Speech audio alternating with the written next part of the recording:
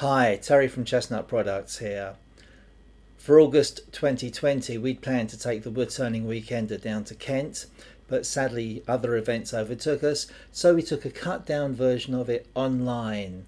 Here's what happened on the Saturday. Hello and good afternoon. Welcome to the Woodturning Weekender online. It's the virtual weekender this year. We can't be online. We can't all be down in Maidstone, unfortunately. But we're going to try and have as much fun as we can on screen and keep everything going.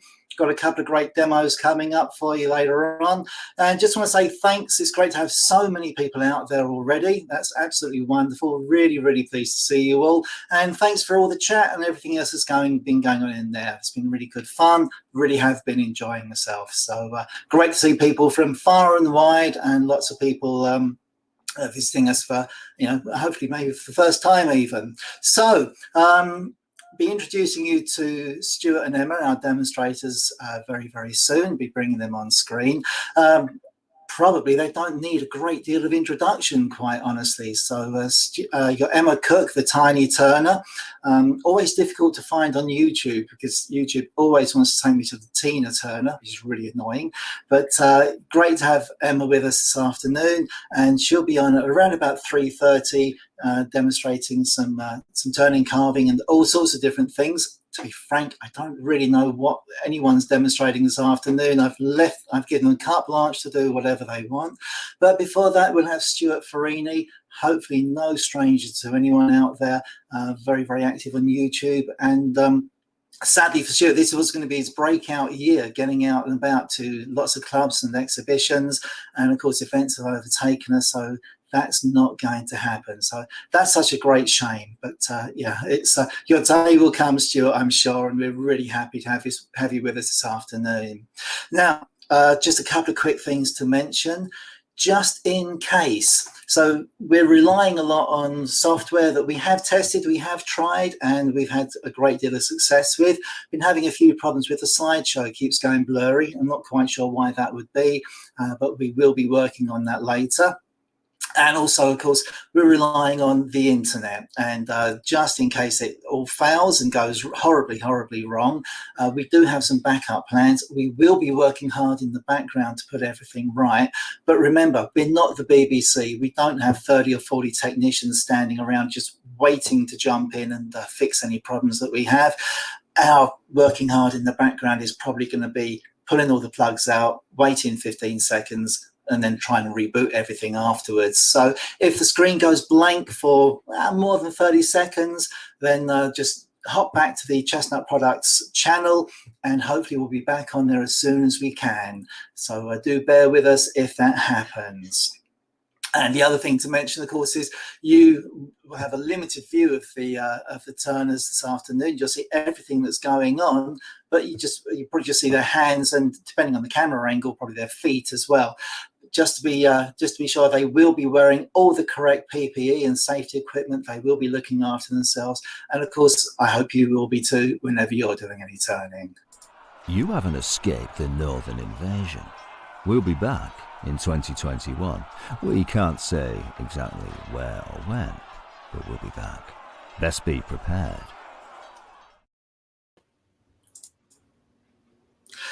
So it's about time, and I clicked the wrong button there. I knew I was going to do that. It's time to bring on the demonstrators. So Emma and Stewart, I hope you come and join me on screen officially this time. It nearly worked. Terry. Hello, everybody. Hi. Hi, Stewart. Emma, how are you? How are you keeping? Bad, you well? you. Yeah, not too bad. Blooming Yeah, warm. really well. Looking forward to it. Yeah, it's very warm, isn't it? It's absolutely sweltering here. I just had to close all the doors, otherwise there'd be birdsong and all sorts going on in the background, which would be a little bit awkward. I'm just waiting for the cat to come through the cat flap in a minute, and that's probably going to upset things, but we'll see. So, Emma, you've been keeping yourself busy the last couple of months by the look of things. Very busy. Yeah, been doing lots of driving again, so back in the old wagon behind the wheel, and building up this really, doing the live streams, introducing myself to those, and Been a bit poor on the pre-recorded and edited videos, unfortunately, but it's been completely taken over with the live streams. So for now, I'm quite happy with that, I suppose, because I like the interaction. So I'm really, really looking forward to today. It's right on my street, is this? Excellent, because if you don't know Emma, as well as being a wonderful turner, she also is an HGV driver, and if you haven't seen it, it's she's got a vlog on her YouTube channel, a week in the life of Tiny Turner, and well worth watching. Actually, there's I'm slowly disappearing off the screen here, I'm really aware of that, sorry. It's well worth watching. There's lots of turning, lots of driving, and hedgehogs as well. So well worth watching. It's very well put together and great fun. Stewart, what have you been doing during lockdown to keep some shreds of sanity?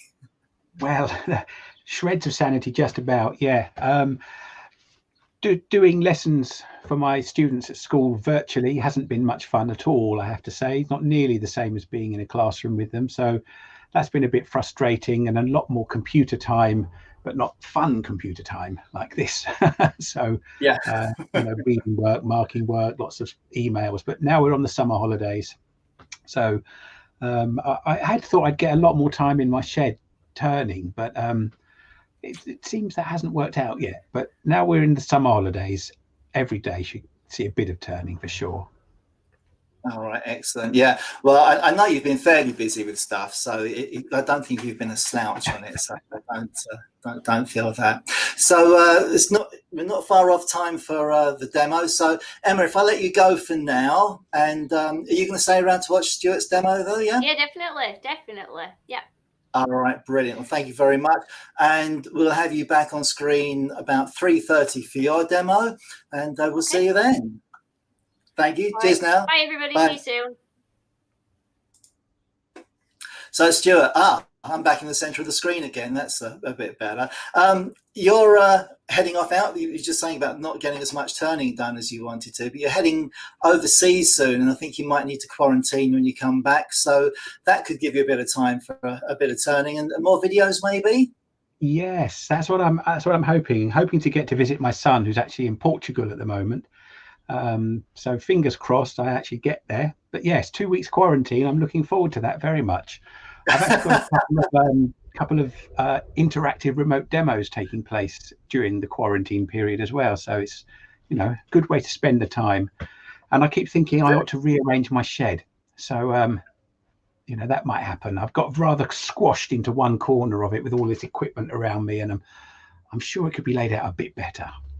It's all those cameras, Stuart, and computers. I mean, I think I mentioned the BBC earlier. I think you're probably heading towards as many cameras as they've got. So you're definitely getting there. Well, I've only got 5. I had to get a camera especially for this. I didn't even have a camera before that. So, yeah, we've got there. All right, excellent, mate. Thank you very much. Great to have you with us this afternoon. I'll let you go and do your last few minute bits, and Okay. We'll catch up with you again in 2 or 3 minutes' time. No problem. See you then. Cheers. Cheers. Chestnut Products Woodturning Weekender 2, The Northern Invasion. How many titles does one event need?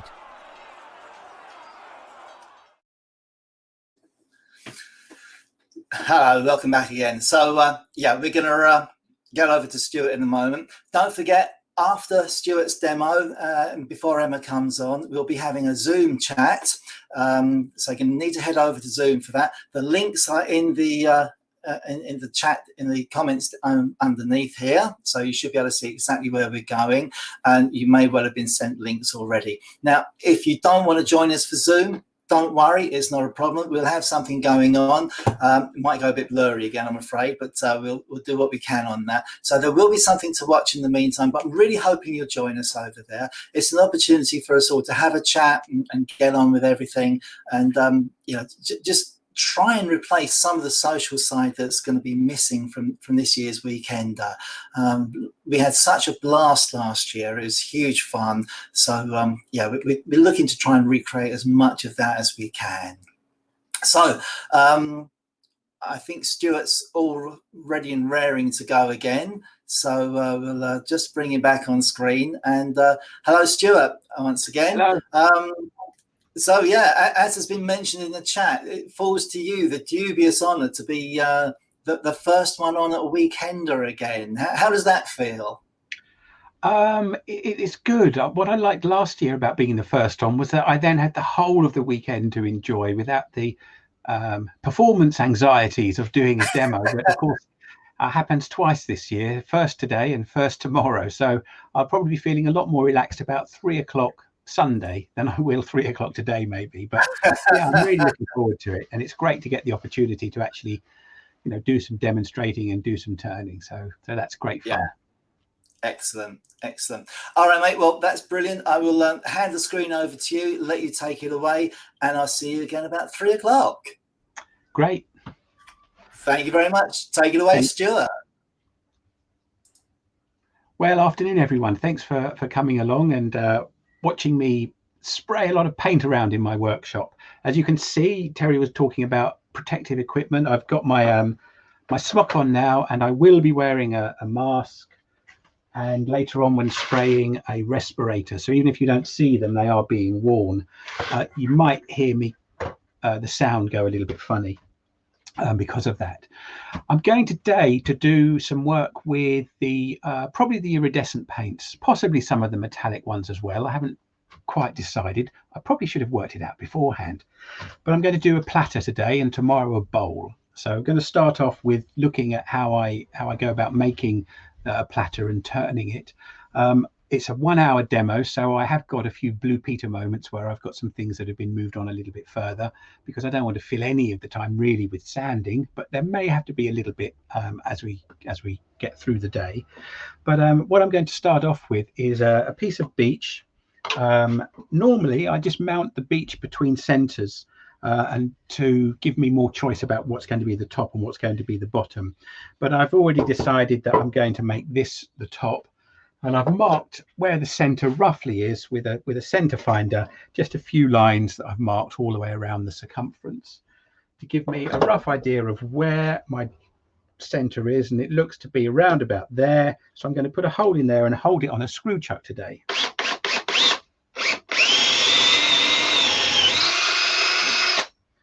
Okay, so that's been drilled, and the screw chuck I'm going to use is an Axminster one that gets held in the Axminster C jaws.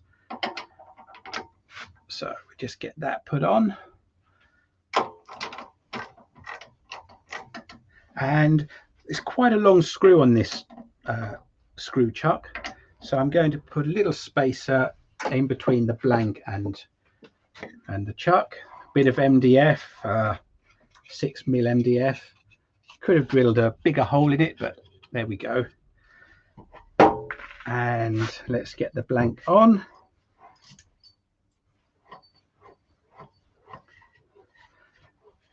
Now I turn the back of my platters, most of them anyway, to an OG shape. Just going to make sure that's wound on tightly. Another turn there or so. There we go. And I'm going to bring up the tailstock as well, just for added security. You might notice if I come in a little bit closer, there are a few thin cracks. One there, another couple here. I think they're just superficial, but it's always good to be on the safe side with turning bits of wood. So I'm going to have to make sure I've got the center brought up just to give me that extra peace of mind. Just tighten it in a little, and then a bit of turning. So check that the speed is down low. That's turning at maybe about 600 or 700. Go down a little bit because there was a little bit of wobble. Okay, that's fine. So let's get the face shield on. And I'm going to just do quite some rough shaping to begin with my 3/8 bowl gouge.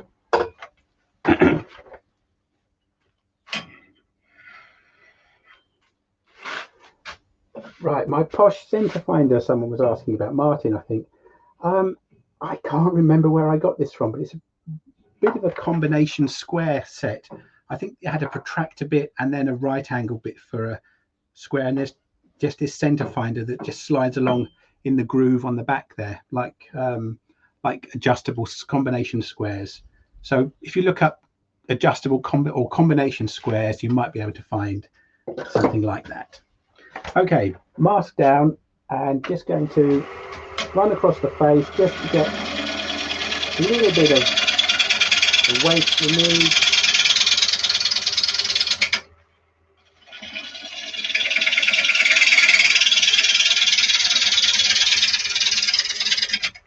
And the nice thing, if you're ever at a demo where someone is turning and they're doing this lovely pull cut, it means all the shavings come onto me and none onto the audience, which really doesn't matter at all in one of these virtual demos. Right, so I can see that crack is still there. It looks like it might go about 1/4 of an inch in, but I'm going to be turning this corner off in a while anyway, and that'll give me more of an idea.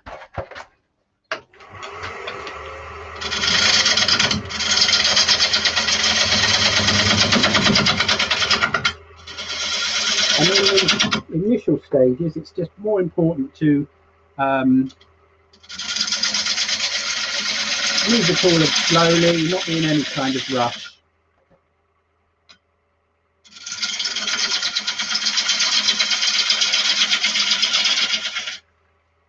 And I like to cut at this angle rather than running along the side here. If I go onto the overhead camera, rather than coming along and cutting at 90 degrees, I'd rather cut at an angle. So I'm slicing the wood more, because when it gets onto the end grain, it doesn't really cut very nicely. Not with a deep cut that I'm trying to do to rough shape this anyway. So I'm just going to reposition my tool rest and put it at a slight angle so that I can work across this edge a bit more and see how deep these splits go. I can see it's almost disappeared, so I think we're going to be all right.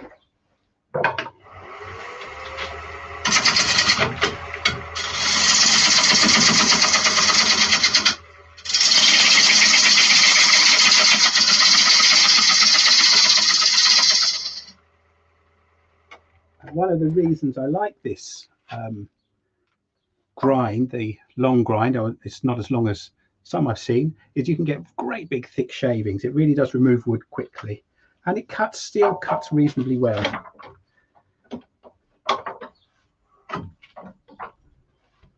Always important to do that little test by spinning with your hand first.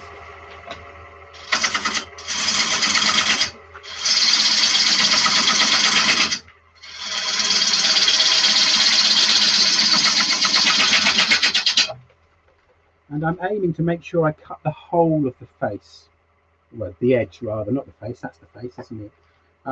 Because then I know that I'm round, and it makes it easier to gauge how thick I want the rim to be.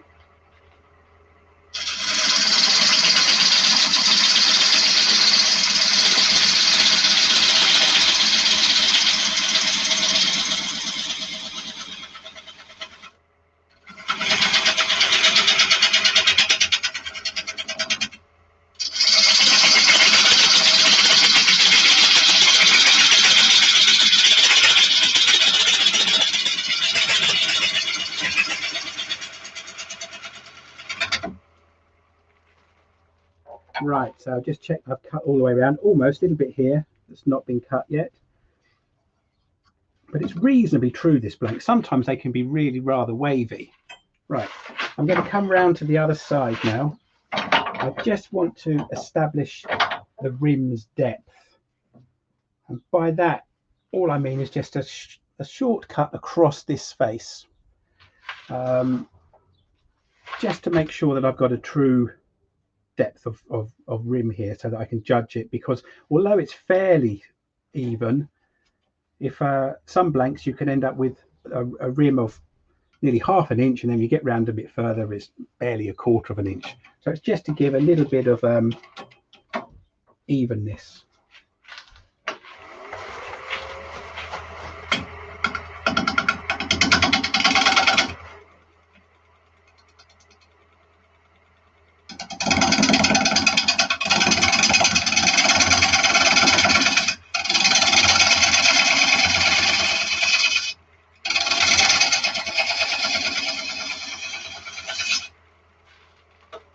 and it also helps to neaten up that edge, because when I cut through this way, it's given some tear out on that edge. Now this blank isn't being kind to me today. There's another split there. Oh well, we'll work with that because I'll be able to correct that later. This one's not going to a finished bowl today. Right, so I want to start thinking now about getting some shape on and getting a foot and a recess ready.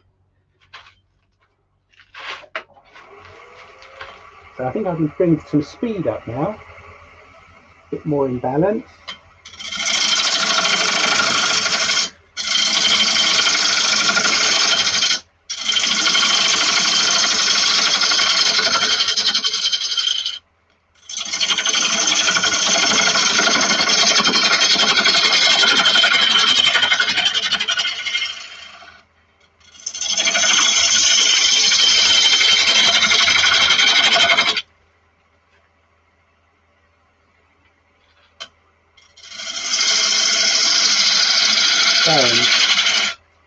Swinging my hips, perhaps you can see it in that shot, to put a curve this way and convex curve, and then I'll be turning the other way with my body to put the concave curve in for the OG shape. And I'm just rough shaping it at the moment. I'm not really bothering too much about the finish, just to remove waste, and then I can tidy it up later.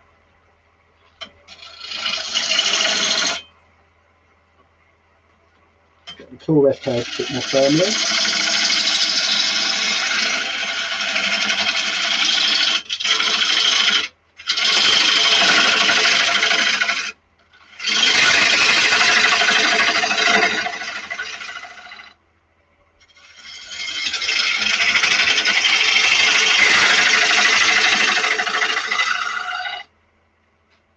Now I'm probably going to leave this rim a little bit thicker because of this split here. So that's looking reasonably right as the shape that I want. So now I'm going to come and address the foot. Now I turn a recess in my platters, and I leave that recess on because most of my platters end up being reworked 3, 4, 5, 6 times as I get another idea for what I'd like to do with regards to colouring and texturing. The splits are still here. I'm just going to use a parting tool just to put a little recess in there so I can see how deep they go. Face shield down.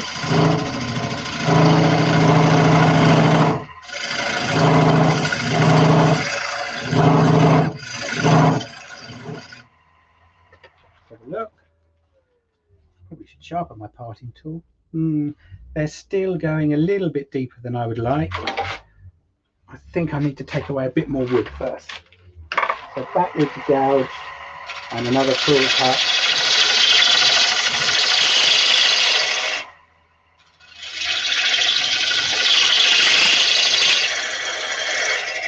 Just roughly follow that shape round.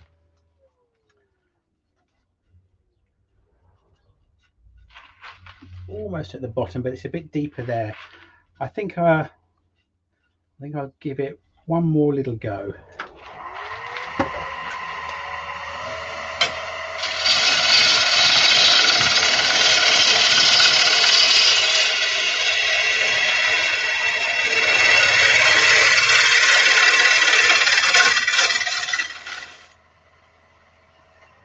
It does pull off huge amounts of shaving, doesn't it? Like a good Shirley Temple wig. Right, well, most of one has gone, but the other one is still there. So rather than spend all afternoon removing those splits, I'm going to have to just work with them for the demonstration purposes.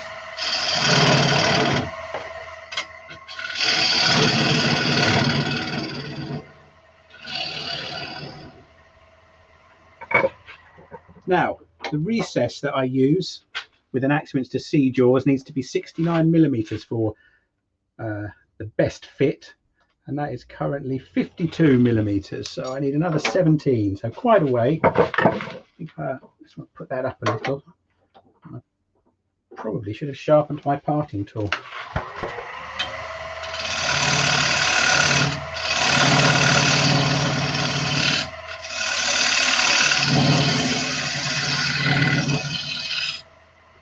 Now, I know I can mark it with some calipers, but I just get a bit lazy about doing that. So go to my ruler, and that is 68 millimeters, which is perfect for now because I'm going to put a dovetail in there. And I then come and size my foot.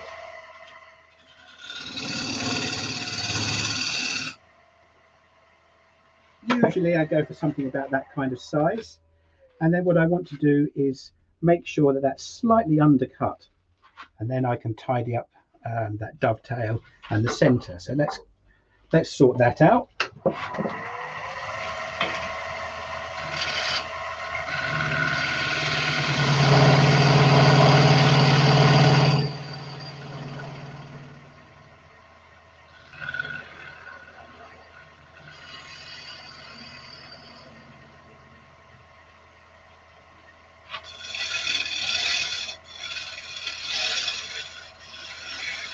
So just a much gentler cut.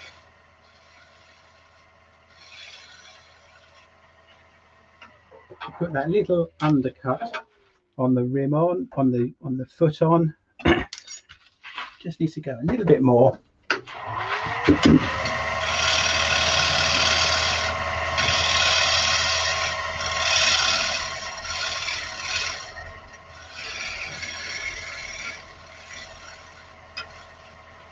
And that's probably enough, but I need to just give myself a bit more depth in that recess. Not a huge amount.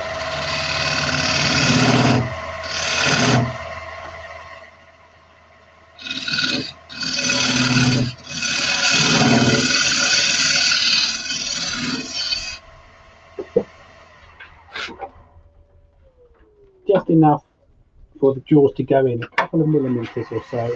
Put that the wrong way. Right, so I need to make a bit of room in there for my chisel to go in, to put the dovetail angle in.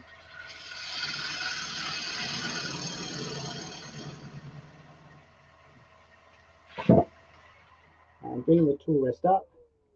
So it's cutting on center. And then put the dovetail in. I've got a millimeter or so room.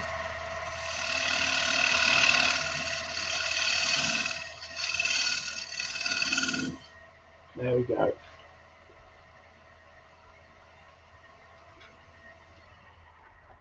So that's what I would hold it in. Now, I don't know if you can see the crack is still there. Come in a little bit closer, I can come in. Can't quite see it. Now, obviously that would need to be sanded, and then I need to work on the outside shape a little more. Now, and then all of that needs to be sanded.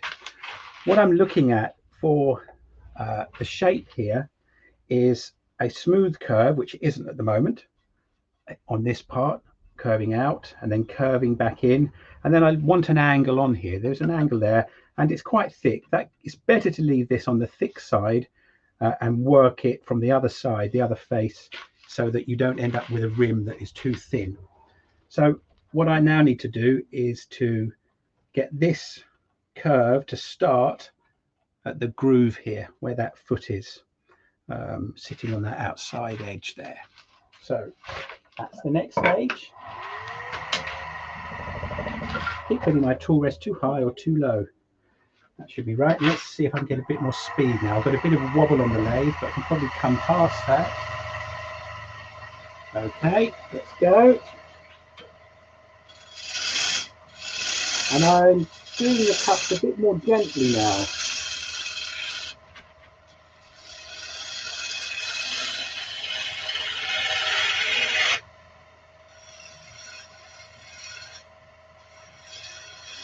But I want that curve to be continuously smooth.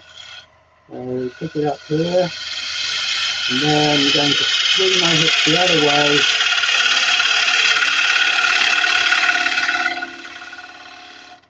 Put that curve in. Now, one of the things that you can have happen is you can get a flat on this part.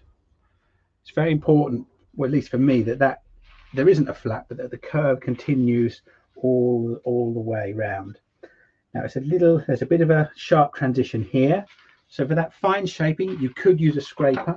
You can carry on with your bowl gouge. You can drop the tool rest a little and take a finer cut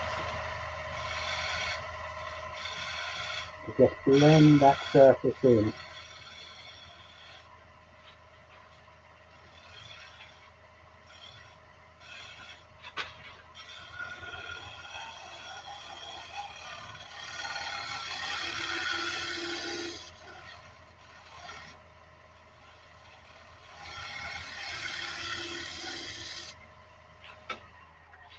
So we're seeing getting much finer shavings coming off now. Right, so there we are, there's our shape. The next thing of course would be to sand it, and I'm not going to do that because you haven't come here to watch a load of sanding.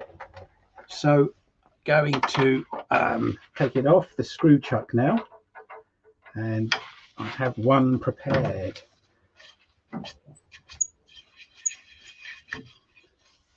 Now for sanding, for the backs of my platters, I sand to 240 grit usually. Sometimes I go to 320. Ideally, I'd like to start with 180 grit, but particularly on the beach that I use a lot of, I often end up having to start at 120. Right, I keep hitting that camera with my face shield, which isn't great. Right, here we go. So this has been sanded to 240, and the reason I'm putting it back on the lathe is to show you the next stage, because it's a product that I use on all of my platters, and it's cut and polish, and it's a couple of waxes with abrasive paste in. If I'm feeling flush, I put it on with safety cloth, although I do often use just kitchen roll with it as well. Now I saw Emma do a demo not so long ago where she managed to get at least 16 bits of safety cloth from one sheet. So I'm not sure I operate at her same levels of frugality, so I'll try a quarter sheet. Now why I like this is that you don't have to put anything else on the wood.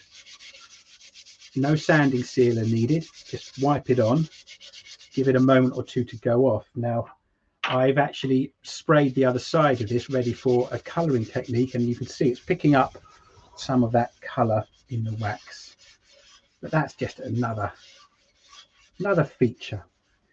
Can work it right into that dovetail as well. What it's not so good at is if you put some texture on the back of your blank. Sometimes I put texture in here or on this side of the foot, and it's very hard then to get the grit in there. So just a brief quick coating, and then it's a case of turning the lathe on and holding the cloth against it until it becomes clear. And you should be able to see the shine coming.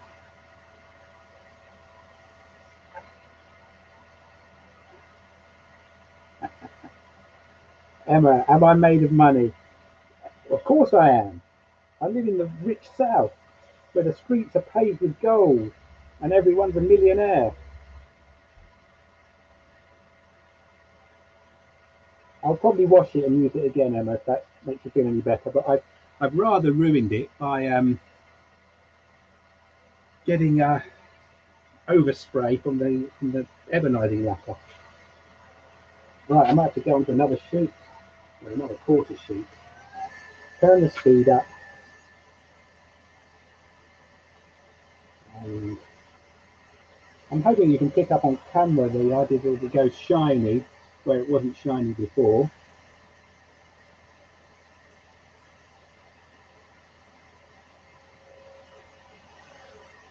Tea bags? I don't use tea bags. I have loose leaf tea.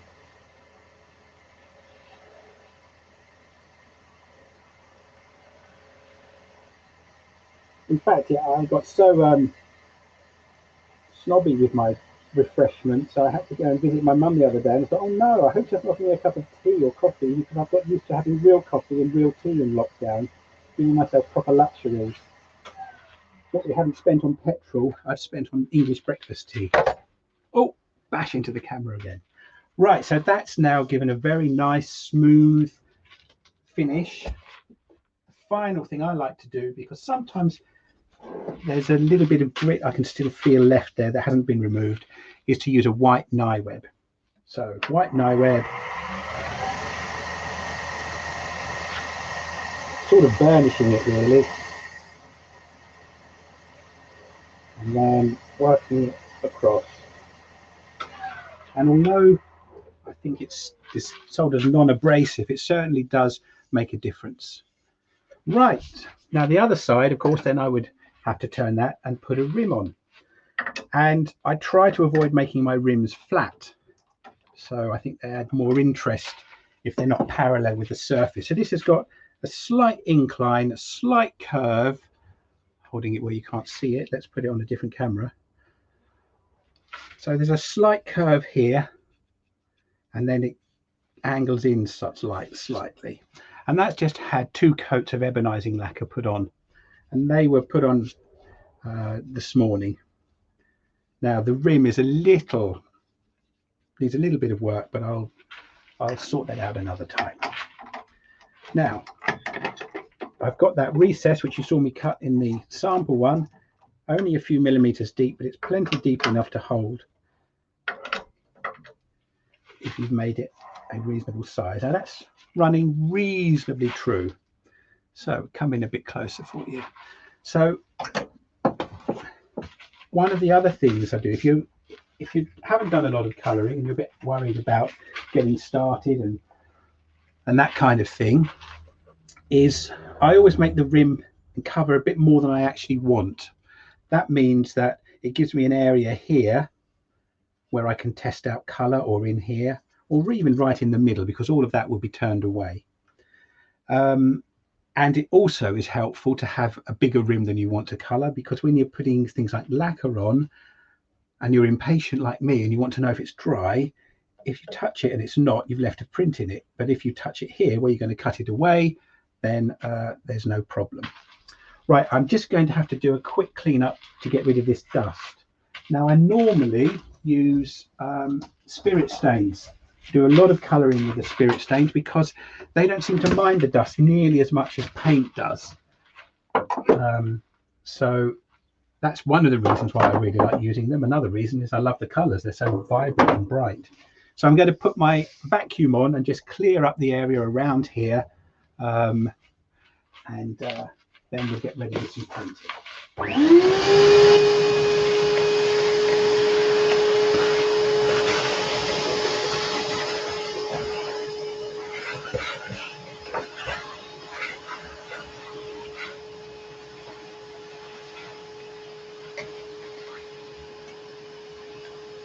Bit of dust actually on the blank itself, so let's get that off as well.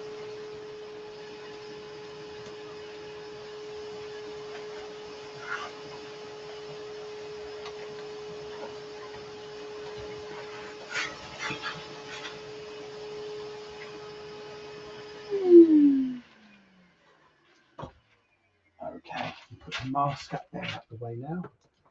So what am I going to colour with? Well, one of the reasons I like using airbrushes is because you can get a lot of versatile techniques that you can use.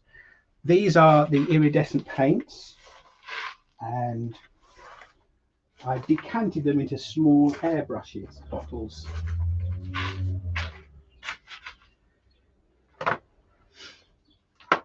And the colour first to hand, oh, purple, that might please you, Sheila. Yes, I'll use some purple, honest. Other videos where I've been using airbrushes, I've used my cheap set, but these are slightly more expensive.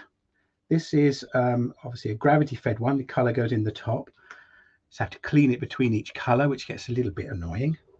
And this is a well, it's not an Iwata, it's a Neo for Iwata, so they're sort of sub eye water level, but better than very, very cheap airbrushes.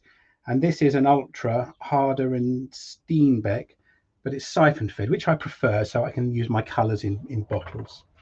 So I'm going to use the harder and Steenbeck gravity fed one first, and I'm going to put some gloves on just to stop me getting completely covered in paint. And then the fun part begins. Now, I've got a range of stencils that I'm going to use, and they've all come from Amazon. There's some that sort of mimic a sort of camouflage effect. This one gets a lot of use, my crackle stencil. This one is a bit like a sort of acrylic paint pour with different size cells. So I'll be using certainly some of the smaller parts of that a little later.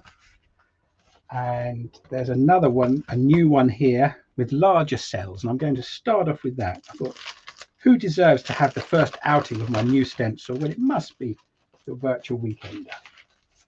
Never been used before. Now, I could take it off the lathe and spray it on the bed, but I think you can get quite a good view of it from here, and it helps to be able to turn things around. Really notice the dust. Actually, it's me, I'm covered in dust and it's falling off me. Let me come over here and just quickly brush my arms.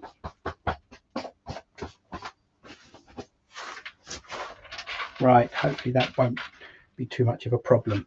Right, so I'm going to put my compressor on, and I'm going to be using a very small portable compressor to begin with. These paints have had some reducer put into them as well, but not a huge amount. Maybe for that much paint, about 15 to 20 drops. I did practice with them and they were running fine, but we'll have to see how they cope under real life conditions. So a quick connector, connect up. There's a little bleed hole that you need in the top of these for the paint to come out. I'm going to start off with the turquoise, give it a little shake, not quite the same as the rattle can dance shake, and give it a little twist as it goes in. That helps to lock it into the airbrush. Now, whether we get all of this done in time, we'll have to see, but I'm going to start nearer the middle just so that I know the paint is coming out, and then I'm going to run it through those cells and move it. Now, it won't show enormously well until I've got a bit more colour on, but I'm concentrating on making sure that the stencil is flat against the wood. And one of the other things about doing colouring with an airbrush is that you can then use the air. So you've got 4 moves on an airbrush: down for air, back for colour, forward for no colour, and then up to turn off the air. So you can have just air coming out. So you can see I'm blowing around the paint there. So I can come over, and where I've put some paint, just put some air over it, just as a way of encouraging it to dry. Because that's one of the other things, of course, paint takes longer than stains to dry, which is another reason why I like using the stains. So yeah, I can see you're getting the effect of that in the pictures. That's good. For some reason my monitors keep shutting off. Whether my computer's decided it's a bit too hot, I'm not sure. So I'm going to give that a few moments to dry. And one of the reasons I was a bit apprehensive about putting any reducer in the colour was whether it would affect the way it showed up, but it's looking quite strong.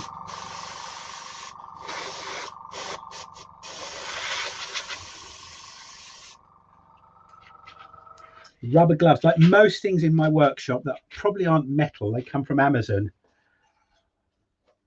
I have contributed an awful lot to Amazon during lockdown.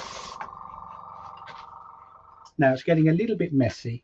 So one of the other tips when you're working with stencils is to have a whole sheet, Emma, a whole sheet of kitchen roll available to, in fact I'm going to use 2 sheets, one for the top and one for the bottom, to dry the paint off the stencil,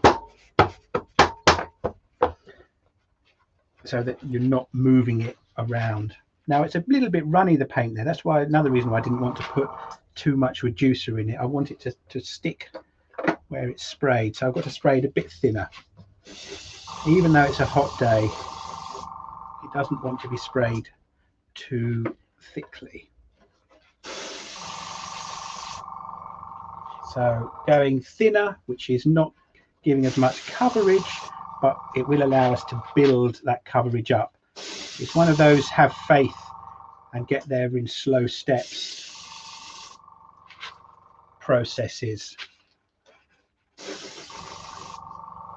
Right, and then just some air just to give some of those a chance to dry off. Where it's gone a bit runny, that doesn't bother me either, really. It's going to be all taken over with the other colours when we get to them. Right, now the other thing, and the other reason I prefer to use my spirit stains is I have a bottle and an airbrush for each one, but each time of course you change the colour you have to clean it out.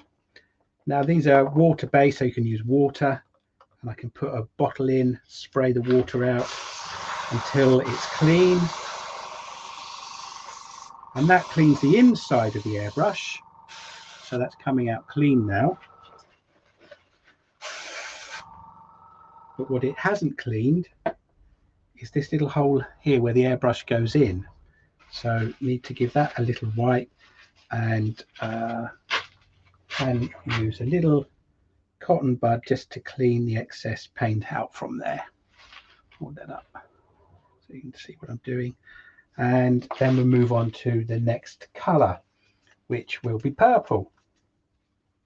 And I'm going to pull off the bit of masking tape, put the bottle in with a little twist that locks it in, and go to a slightly smaller template. And I think I'm going to work on this area around here where it's not so wet, and make sure I'm putting the colour on in thin coats. Yeah, and that's reacting very nicely with the blue. It's quite a subtle colour at the moment because of having to do it in thin coats, but it will build up. So I think it's probably a bit ambitious in the time to try and work on the whole rim. So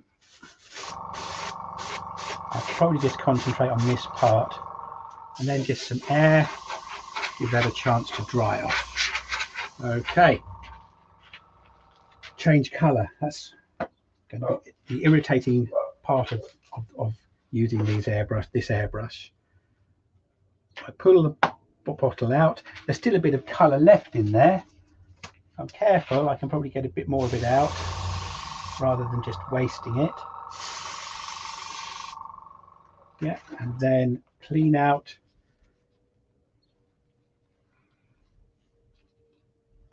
the centre of the airbrush, and then my water, spray until it's clean. Purple's taking a bit longer to be clean, but I'm going to be blending these colours anyway, so that's not too much of a problem. There's a lot of purple left in here.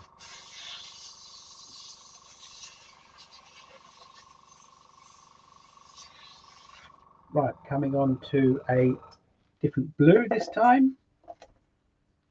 Again, just shake the bottle a little, make sure the paint is well mixed, and going to come in a bit closer for you so you can see what's going on in the rim. Although it is a bit dark, hopefully as we build up the colour,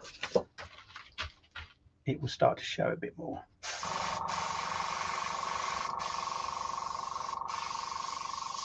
Now this one, yeah, there we go. It's taking a bit of time to come out, but it is now coming out.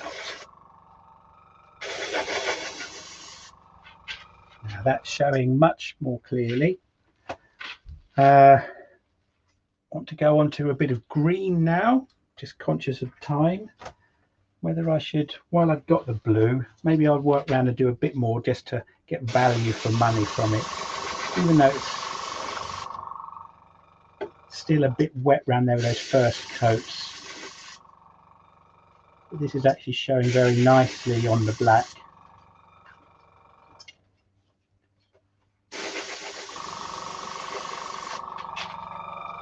Right, and take that out, and back to my other stencil, just a bit more, using up what paint is left in there. I do have a finished example to show you with some lacquer on as well, but we're getting there. You can see that now, I hope, building up. I might have to do something dramatically bold, like put some bright yellow on. I don't know. I better check the Sheila first. I can't see all of the comments for some reason on my screen, so Sheila, you've got a few minutes to tell me if yellow is going to be a mistake or not. But before we get to that, I think I'll do a little bit of green, sort of doing mother of pearl colours. It's a bit more subtle perhaps than some of the other techniques that you may have seen me use before, but give the bottle a little shake. And I want to use this to pick out some of the smaller areas. So I'm going to use this part of the stencil. Just wait till the colours come in.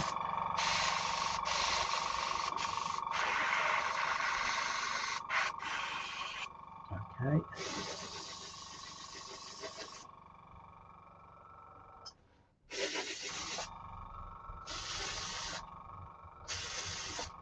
Right, so that's really picked up. That's very nice. Very nice look. I'm going to take that layer line off and give you a better view of this.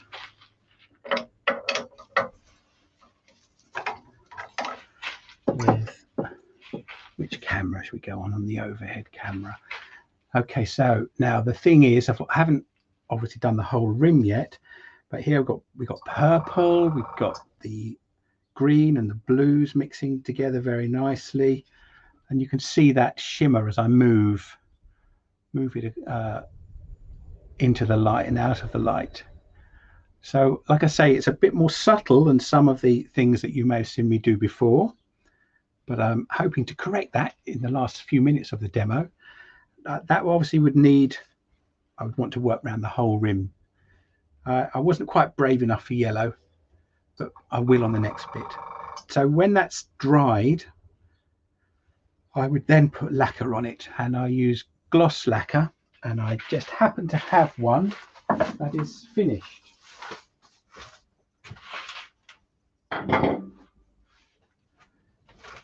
With gloss lacquer, and the lacquer really helps to brighten the colors, bring more light onto the finish, and makes a much more attractive look.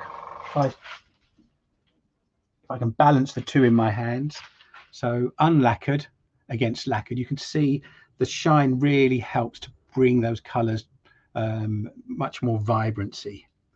And the colors on the lacquered piece are the same I've used here, the two blues, green and purple. So you can never really get a whole project finished when you've got lacquer involved. But what I will do is get some lacquering done on this overnight after it's had a chance to dry, and let you have a look at that tomorrow as well. And hopefully, I may not have time to bring it to quite the finish of this one, but you see how that really brings everything to life. Now, in a little bit of anticipation for tomorrow, I've got another prepared blank here, which I'm going to put some colour on. The difference with this one, as you can see, is I've put a lot of texture on it. The texture, and we'll be doing some more on texture tomorrow, has been put on with my Proxon Mini grinder with an Arbortech 50mm saw blade, and I've just did all the texture running parallel with the grain, partly because I've never done one like that before. I wanted to see what it looked like, but also to have a go at perhaps being a bit bolder with the colours. A lot of you will have seen, no doubt, the lovely cosmic cloud bowl that Gary Lowe makes, and that's widely emulated. So I want to do something a bit different, so that's why I've been using the stencils. But I'm going to now just let my inner child take over and throw things to the wind by spraying in the middle to begin with. Just going to go wild and try to create the same colours but on a bit of texture in 10 minutes. So I'm not being, hang on, I've completely forgotten to put my mask on. So the sound will be a little bit muffled. Even though it's acrylic, it's much better to have mask on. I hope you can still hear me. So there's the green. I'm not going to do this to any sort of predetermined pattern, just as it strikes me. So take the paint out and I'll spray till I've used all of the colour up. There's quite a lot left in the brush. Right, run out now. Just going to give it a little bit of a rinse through. But as the colours are being blended, I'm not too bothered. Although there will be some cross-contamination if I leave a lot of colour in the airbrush.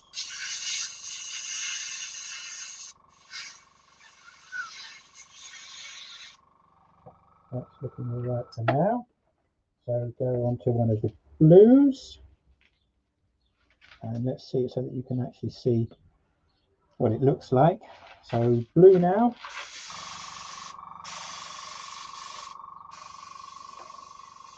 Not coming through yet. Let's do it on the bit of paper. At the bottom, here we go. Here it's coming. Now, I did that parallel with the grain and with the texture. I'm going to do this at a slightly different angle.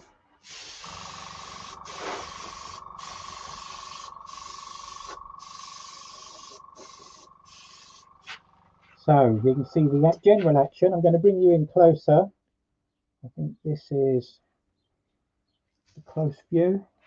Again, because of the iridescence of the colours, you won't see it to best effect until I position it more in the light.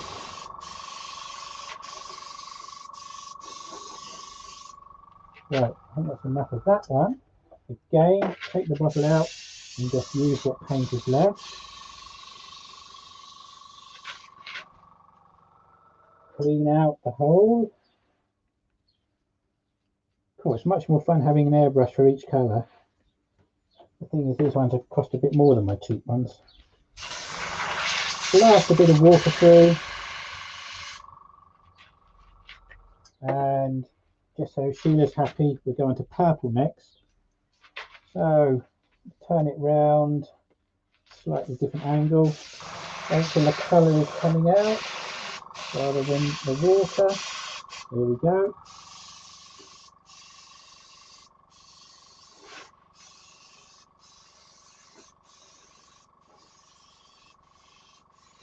Okay, that's enough of that one. Let's use up what's left in the brush. How are we doing for time? All 5 minutes or so left. Quite a lot of colour left in this one. Clean out the airbrush with a quick wipe. And water. Now, if this was needing a solvent, I wouldn't be brushing it into a cloth on my hands, but I would be putting it through a filter, a little cleaning jar, which I'll show you later. Okay, that's good. Green.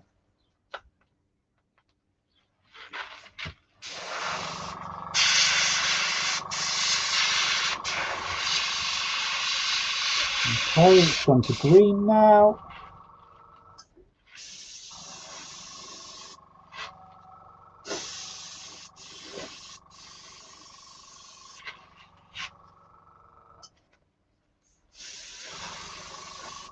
And take the paint out. Clean the hole. Finish what's left in the brush. Okay, now I'm going to go back with the turquoise after I just put some water through the brush.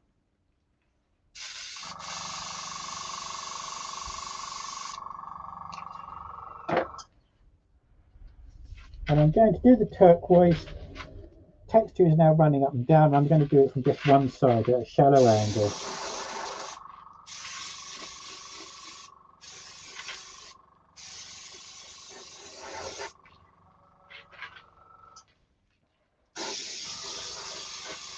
Running that across so it's catching just one side of the texture. And that helps to put almost like a sort of shadow effect on. It has gone over the top of some ridges, which also looks quite attractive. But I would say that, wouldn't I? Right, back to the shallow angle, use what's left. And water, just to clean the brush out a little. You can tell I'm rushing, can't you? But of course you would have the luxury of time in your workshop. You wouldn't have to do this at such breakneck speed. Now, Sheila, you're not here. You're not telling me, no, don't do anything with yellow. So this could be a mistake. And if it is, I accept full responsibility. Right, let's get some colour coming through. There we go. So we've got yellow coming out now. Going to turn it 180 degrees and just use this just to hit across the top.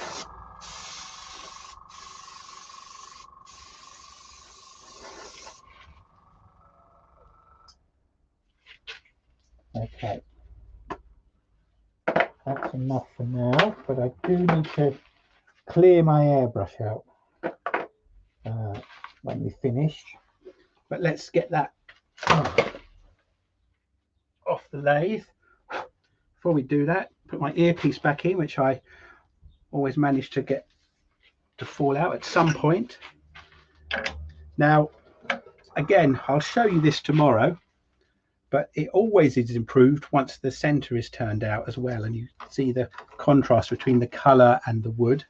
But that should be giving quite a nice shimmery kind of look, and it should change depending upon the angle that you're looking at it from. So from one side you'll see more of the yellow, from another side more of the blue. And I think what I might do off camera is, I think it needs a little bit more purple. Do you know what? I'm not going to do that off camera. I'm going to do it now, and then that will take us up to 3 o'clock. So purple, take out that one, get my airbrush back, get all the yellow out, clean out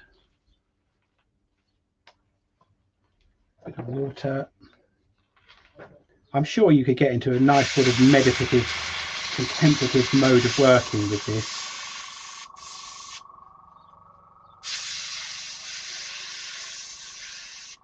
Right, so here we go. Get rid of that water. Come back to the purple. Spray into the cloth till I'm getting colour. And then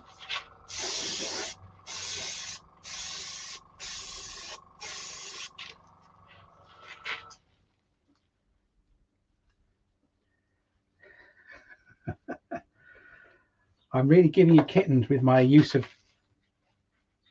safety cloth and kitchen roll, Emma. My apologies. Right, now it is very important that you clean your brushes out straight away. I've got a couple of cheap ones that I didn't clean out straight away, and I had to strip them down to clean them out properly. So I'm not, if I even leave this for a few minutes, the paint will dry inside it, and that isn't going to be great.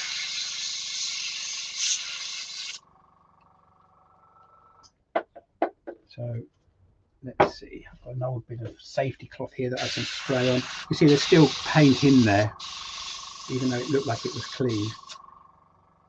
So this is the final bit with this airbrush. Come back to the water bottle. So I want to make sure that I haven't got any colour left in there. I'm cleaning them with water at the moment, but I will put, yeah, that's clear now. I will put some airbrush cleaner in there in a moment, probably while we're switching over to the Zoom part of the afternoon. Right, so now that purple's on, it was just a bit too flat without the purple, I think. I'm hoping, yeah, that gives much more definition and depth and wowness. I know in some parts you're not quite getting the colour because of the lighting in here, but again, when I've got some lacquer on that and you're looking at it fully, I'll get some better pictures posted online on the Conkers group. But where I'm looking now across here, I can see it's a very ripply gold, green and purple surface. I'm trying to get an angle for you on that, but without much success.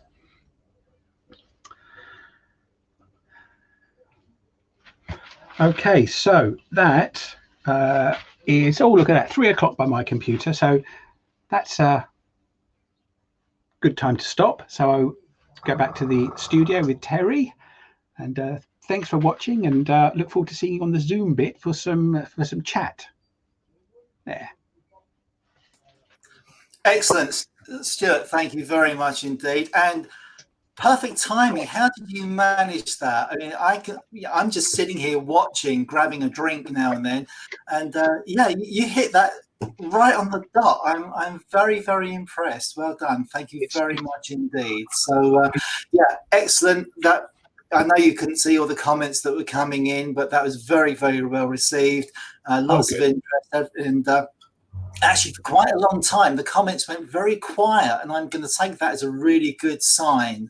Everyone was just engrossed in what you were doing. Either that or they were just holding their hands up in horror at what you were doing and couldn't get at the keyboard. But I'm going to guess that it was all good. So absolutely fantastic, mate. Thank you very much indeed for that. So if you're happy, we'll zip over onto Zoom. I really didn't mean to say that. Sorry. We'll go over to Zoom and we'll have a little a Q&A session. So if I'll take you off the stream, mate. Thank you very much. I'll let you switch your cameras over. I've got to try and work out how to do it myself, and we'll see you over there. Thanks a lot, mate. Cheers. Yeah, no problem. I'll see you there in a few minutes. Thank you. So as you can see, the Zoom password is now up on screen, and if you want to come over and join us on Zoom, that'll be fantastic. We're just trying to make it as social as we can. Now, what we're going to suggest is keep the YouTube window open. We will be coming back here after the Q&A session, and if you want to, mute the YouTube channel, because there will be something going on here for people who aren't coming over to Zoom. And if you're not coming over to Zoom, we've got a video for you. We've got something to keep you entertained. You've got a chance to go and grab a drink or whatever, and then the video will play. Now, sadly, going to be over on Zoom. I'm not going to be able to come over and just keep an eye on it and make sure it's running properly. And we have had a few problems with the slideshow stuff, but hopefully it's going to behave itself and you'll get the full effect from it. Now, when you get over onto Zoom, then what you'll get is you'll go into the waiting room. Please remember, we need your proper full name before we can admit you into the waiting room, and then we'll let you in before we can take you from the waiting room into the main meeting. Sorry, get my words right. And then once you're in, everyone will be muted because it's going to be chaos otherwise. We've got 180 of you out there, which is really wonderful. We've already got a few people in the Zoom room already, and so once you get in there, you'll be muted. If you'd like to ask a question, we're going to ask you to raise your hand, please, electronically. Don't sit there and put your hand up. It's not going to work. We won't be able to see you, but there'll be a button to let you raise your hand. We will ask you to unmute so you can ask the question, and from there you can ask the question, then we'll mute you again afterwards, and Stewart or whoever will answer the question for you. If you don't want to come on camera to ask the question, absolutely fine. Just type it in the comments section and we will ask it on your behalf. So I hope to see you over there in a couple of minutes, and I'm just going to go and transfer across. I'm going to leave the Zoom password up for a little bit longer. We've done this obviously to try and avoid getting people come and join us who we don't want to come and join us. So see you in Zoom in a couple of minutes, and we'll see you back here on YouTube for Emma Cook at 3:30. Thanks very much. While we were all switching over to Zoom, we had a bonus video sent to us by one of our Northern Invaders. Andy Roundthwaite wasn't able to be with us over the weekend, so he sent this video of some of his work. If you've ever wondered about copy turning, here's how it's done. Hi there, Andy Roundthwaite, woodturner. Seeing as we can't make it down to the Northern Invasion this year due to the COVID, I thought you might like a little demonstration on how I copy spindles for one of my customers. Oh, and by the way, please excuse the COVID-19 non-haircut. Right, so then, here we have a blank ready for copying that. This is typical of the work I get. So first things first, I need to mark out the blank for where the square ends, these bits, start and stop. Now I've already put pencil line on here, but what I need to do, because this is a square edge, I need to scribe the edges of the timber so it doesn't flare when I cut it. So I have a safety razor blade and a square, keeping my fingers well out of the way. I'm just going to cut the surface fibres on the timber so that it doesn't flail out. It does help when I get it on square.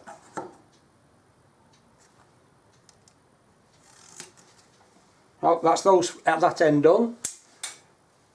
Now we need to put the pattern on and mark exactly where the other end is and do the same process again, keeping my fingers well out of the way.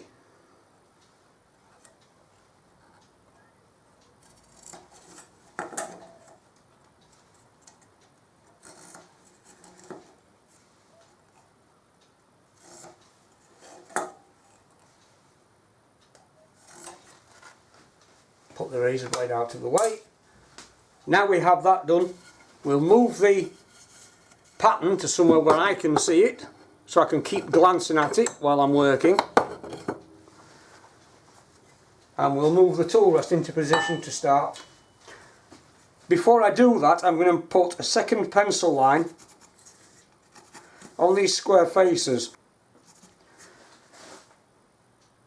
This will help me find out when I've got just around, because the pencil line will disappear.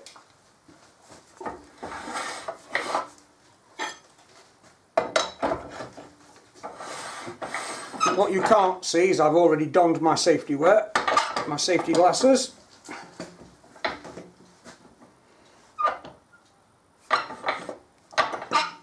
So I'll set the tool rest up.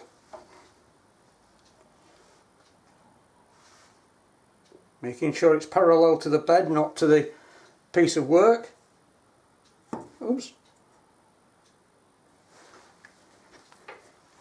And now we can start. So the first tool I'm going to use is an 1/8 parting tool. to make a 3/8 wide flat area for my turning. Now I can see where the pencil line is, so I approach it cautiously right up to my scribe line, in and up.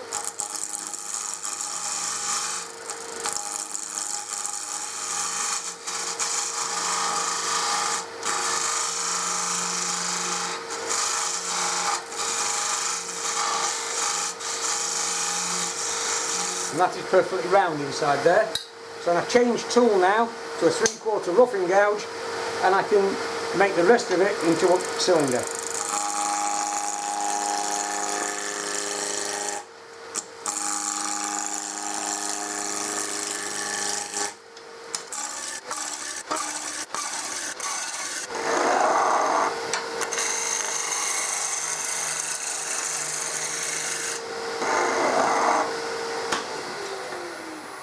I rub the tool on the timber with the back of the tool to make sure there are no flat spots. If there are flat spots, it makes a noise.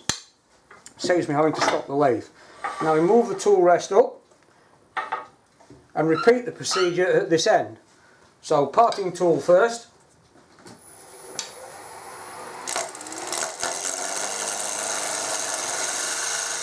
Three widths of the parting tool.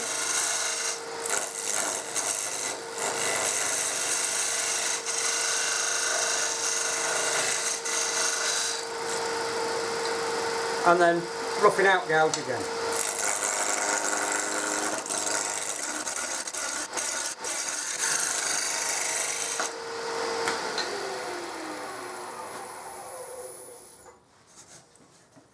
I have a little bit of a flat area there, so I need to take a little more.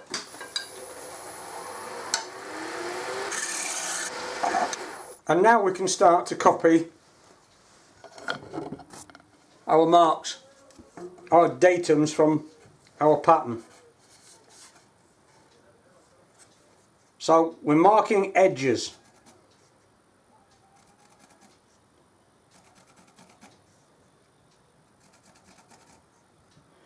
And wherever there's a step for a bead or a cove, I mark that in full because it gives me a better vision.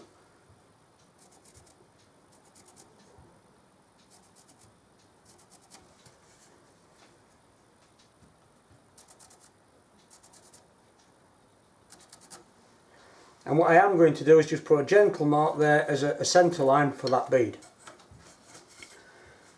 So, put the pattern back where I can see it, so I can glance at it at all times. Bring my tool rest back to this end because I try to work from tailstock to headstock, and this is the top of the spindle. So now we need to transfer these little marks into the lines.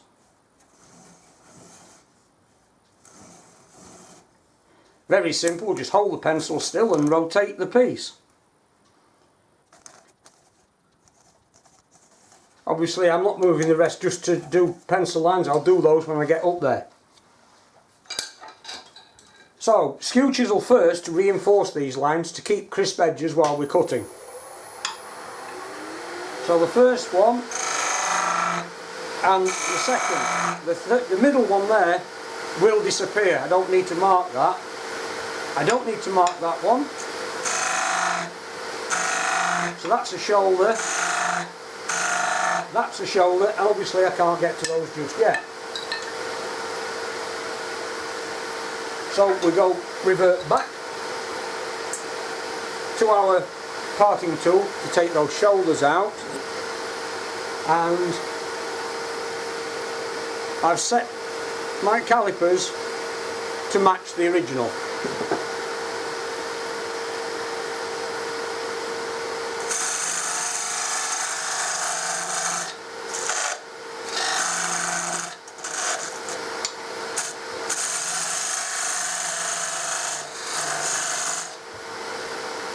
It's much easier doing the second one because you've got the first one as a guide.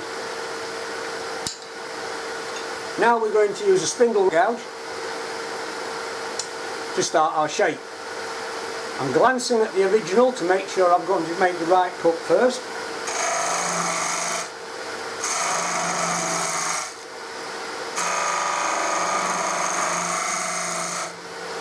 And again, glance at the original.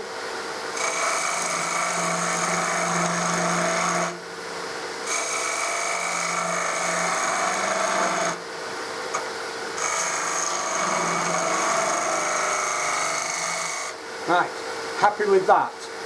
Now the next section involves scooping out a flat piece.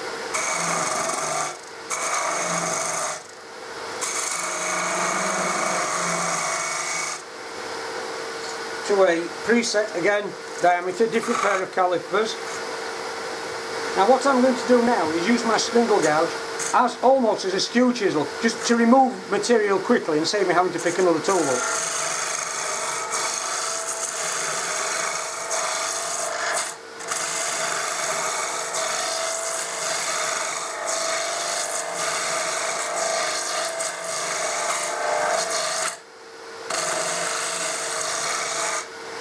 Right, revert back to our shaping.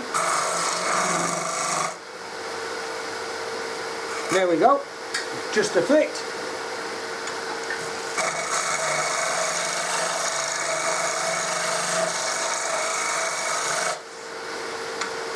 And now for the shape that comes on this end.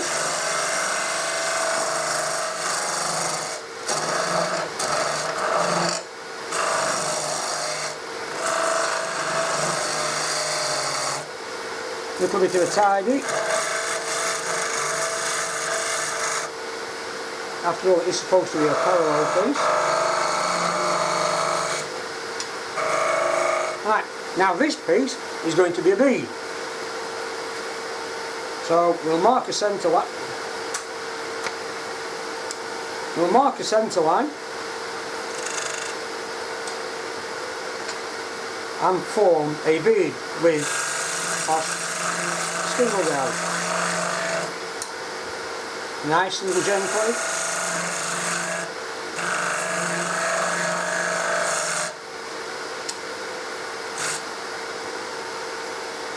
Stop the lathe before we move anything.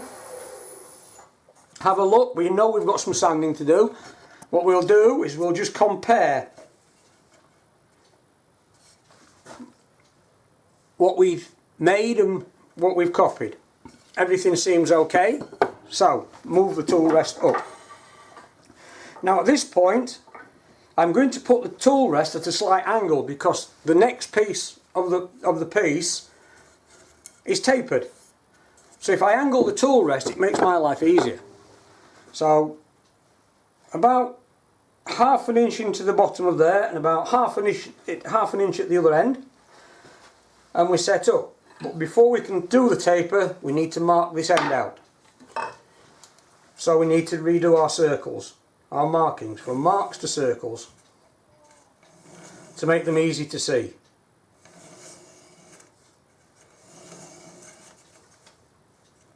That's only centre line, we don't need to do anything with that one. That is another shoulder, so we do that one.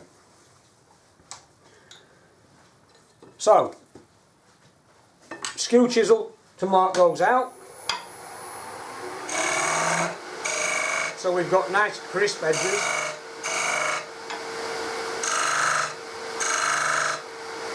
And then parting tool again to get them to the same depth.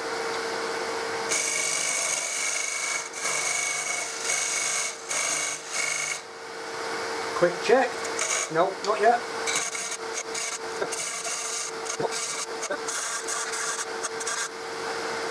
Perfect. Now the end, back here, this end, we need to make one more parting cut.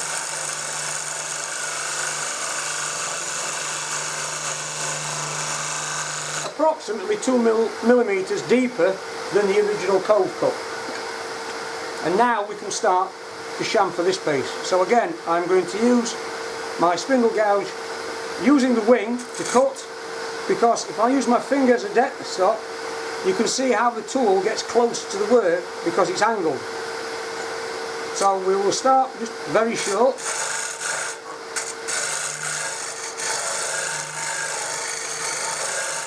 and just keep increasing.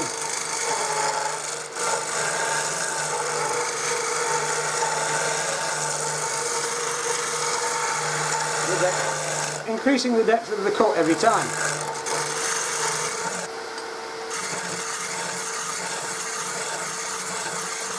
And as I'm making this cut, you should be able to see the edge of the tool rest become visible as I'm taking material away.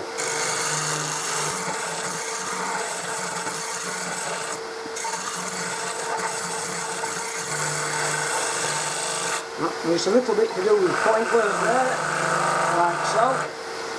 And that's our taper. Before we move the tool rest or anything, the next piece, glancing at the pattern, is a 3/8 rounding off, 3/8 of an inch, 10mm.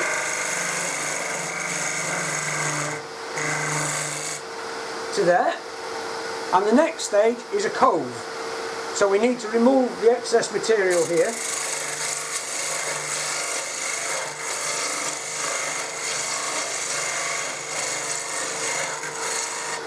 And we can still see the original lines from our shoulders, so we start to cut our cove.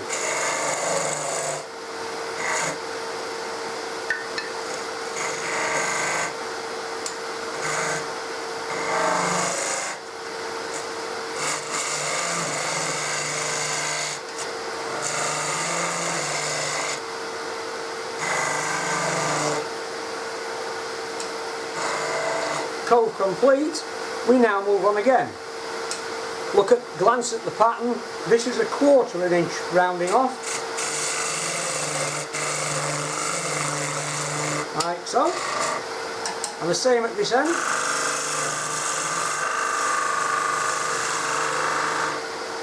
And finally, before I move the tool rest, I need to make a bead just there, where that faint line is. So that's my centre line.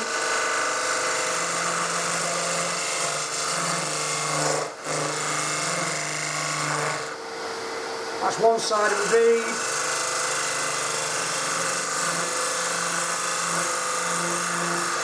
And that's the other side. Little bit of tidying up. So stop the lathe before we move the tool rest. And move the tool rest up, this time parallel to the workpiece. And again, now we have to glance at our pattern, and we have another cove but with one shoulder only, so we can remove some material,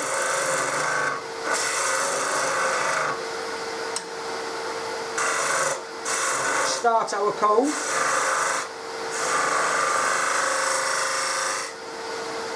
now we can see the line where our shoulder should be, so we start at the other side of the cove there.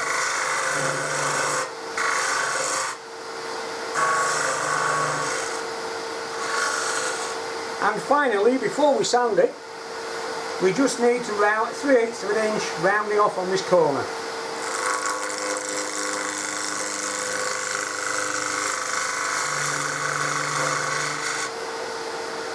And we stop the lathe. Right, so we can remove the tool rest out of the way and do a little sanding now. 120 grit and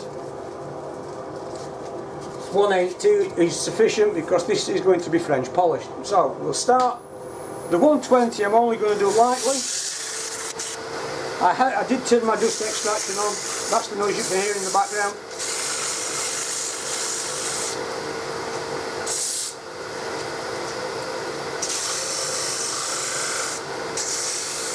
Not going to touch that bead just yet. Likewise, I'm not going to touch that cove. Just take the spurry bits off there. So we'll go down to the 180 grit.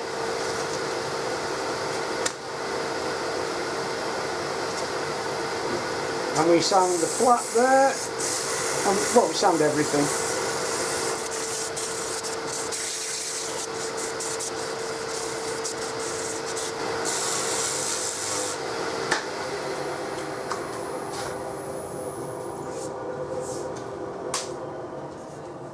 And there we have the finished 12 spindles with the original pattern and the 4 tools used.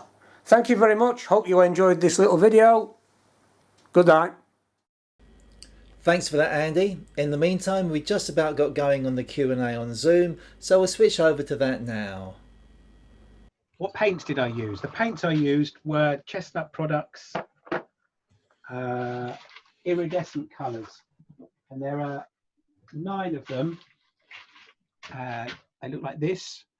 I'm hoping Terry can be here to answer where you can get hold of them. You can certainly get hold of them in the UK and Europe, but I'm not sure if you can get them in the States.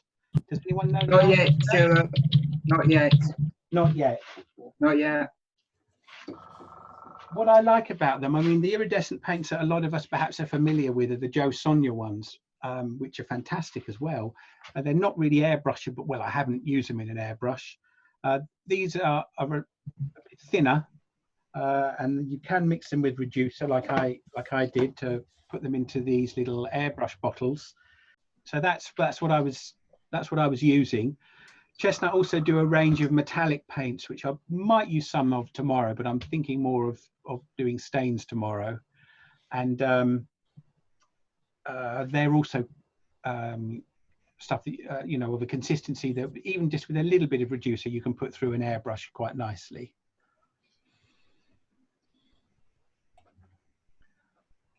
So any other questions in there? Not yet. I think, oh, my screen keeps cutting out. I think I'm asking my poor graphics card to do too much by having too many things running. Right. So has anyone else used the Chestnut iridescent paints? Yes, I have. Have you airbrushed with them, Paul, or just? Yes, I have. He's nodding. Right, muting myself there. They work better with an airbrush with a larger nozzle size, a 0.5mm or bigger. Some of the airbrushes have a 0.2mm nozzle. Those can be a little bit too small, I think, for the thicker paints. But yeah, 0.5 or bigger is good. Yeah, I think both of these ones are 0.4, so they're a little on the small side. I'm probably going to have to take this one apart to clean it, as it seems to have stopped pulling the cleaner through for some reason. Either that or my air hole's got a bit blocked. Yeah, with acrylics, it doesn't take long for them to dry out and start to block. I was a little wary about using one, but never mind. It's a little job to do while I'm doing the pub quiz tonight. Got some more questions for you. Yep. Andy Harris, you can ask your question now. Yeah, hi there, Stuart. Hello, hi Andy. Hi, yeah.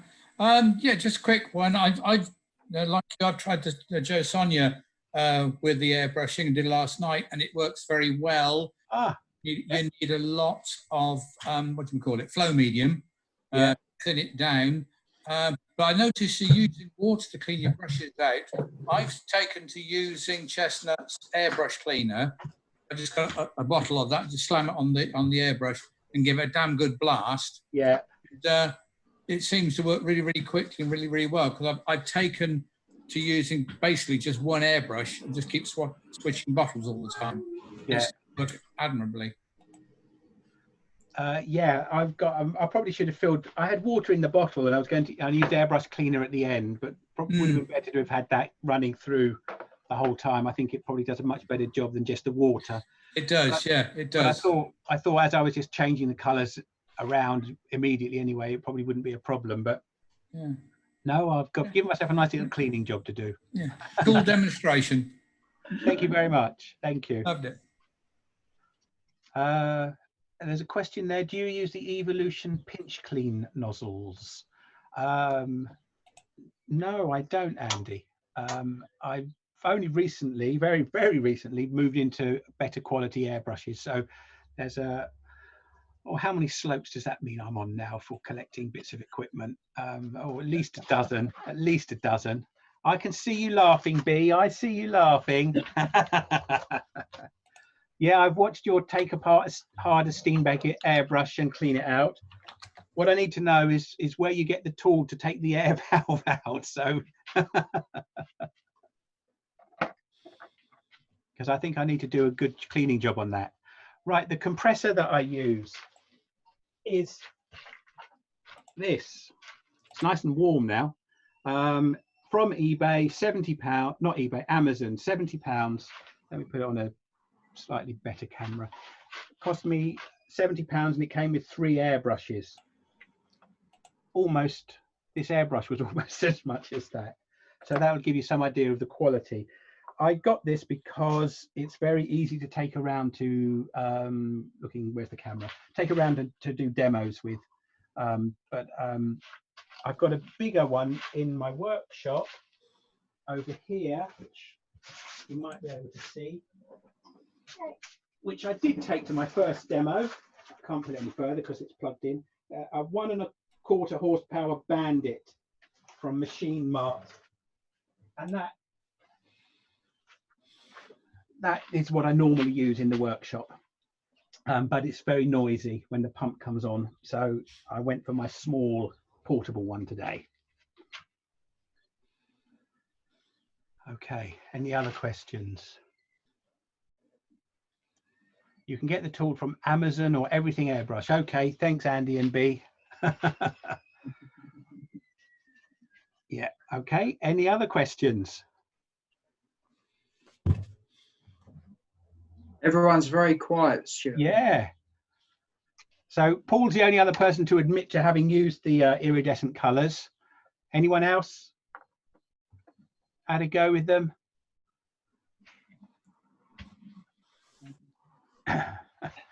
You are allowed to talk.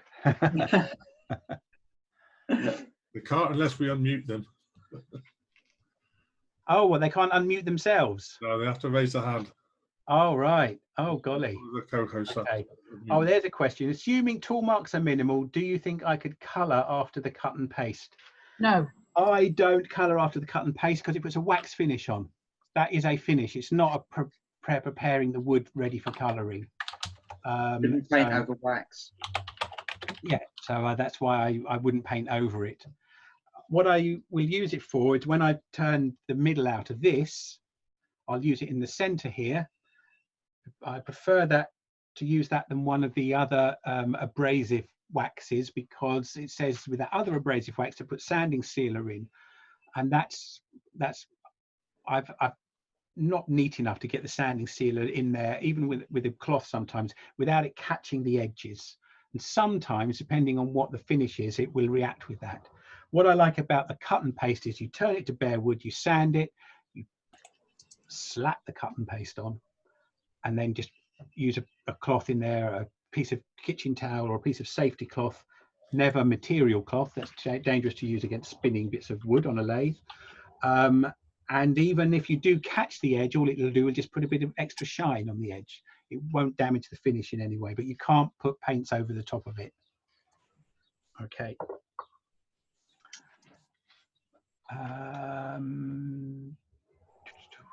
Barry, I just got the airbrush to use these colours. I hope you enjoy that then, Barry.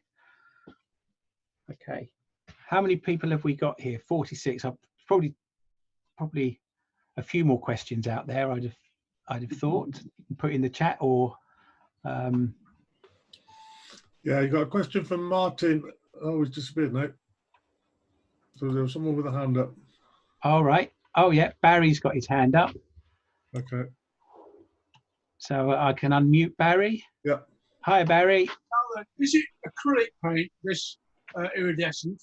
And if it is, what do you seal it with? I am under the impression it is acrylic. Yeah, vibrant acrylic iridescent paint. I seal it with the chestnut gloss lacquer. Just ordinary gloss lacquer? Yeah, yeah. I've actually, and the same for the metallic. So this one, let's put it on a different camera. Blah, blah, blah, blah. So this one, that's chestnut acrylic gloss lacquer, 3 coats probably, and then burnishing cream and microcrystalline wax as the final finish. And I've done a similar job here with the acrylic paint, metallic paints that were put on with a paintbrush very thin down just to let them run and as a wash all over the wood. But that's gloss lacquer as well. Then burnishing cream and microcrystalline to sort of protect against the fingerprints. If Terry's listening, can you tell me whether that lacquer will go on skin, i.e. a goat skin? Will it seal it in? Oh, I bet that's one of the strangest questions he's had. Quite possible. I'm a strange person. Mr. Hall will verify that. Obviously, Terry's not listening. Terry's having trouble. Terry's having trouble getting into his own system at the moment, so just bear with him. All right. Okay. Anyone else with a question? There were sort of rather restrained examples of colour for me today. I did a few trial runs yesterday, and well, you can have a bit of input for tomorrow then, because I've got an idea of what I'm going to do tomorrow. But I was thinking of using stains, or would you be interested in seeing a bit more with the colours? So give that some thought while I answer the next question. Alan, how do I decide what colour combinations to use? Almost always in the moment.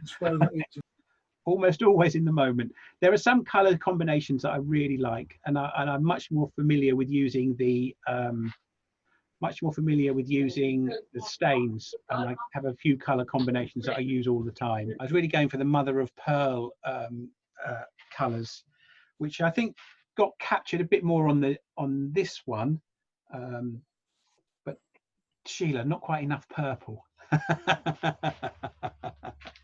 Definitely not. Definitely not. I did put some extra on, but I think I might have to put a little bit more on anyway. But yeah.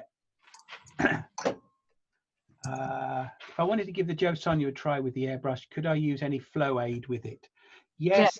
Yeah, they make a flow aid. Chestnut do an airbrush reducer as well, which is what I used in the bottles today as well. Yeah. So tomorrow, stains or more paints, but go wild with the colour. That's wild with the colour. Wild with the colour, says Sheila. I can see Andy nodding his head. I can only see a few of you at once. Yeah, so a bit wilder, a bit more vibrant tomorrow. Yeah, that can easily be arranged. Yeah, no problem. Okay. But I'll try to get some lacquer on these and get some pictures put up for you. An hour is quite a long time to, not a very long time to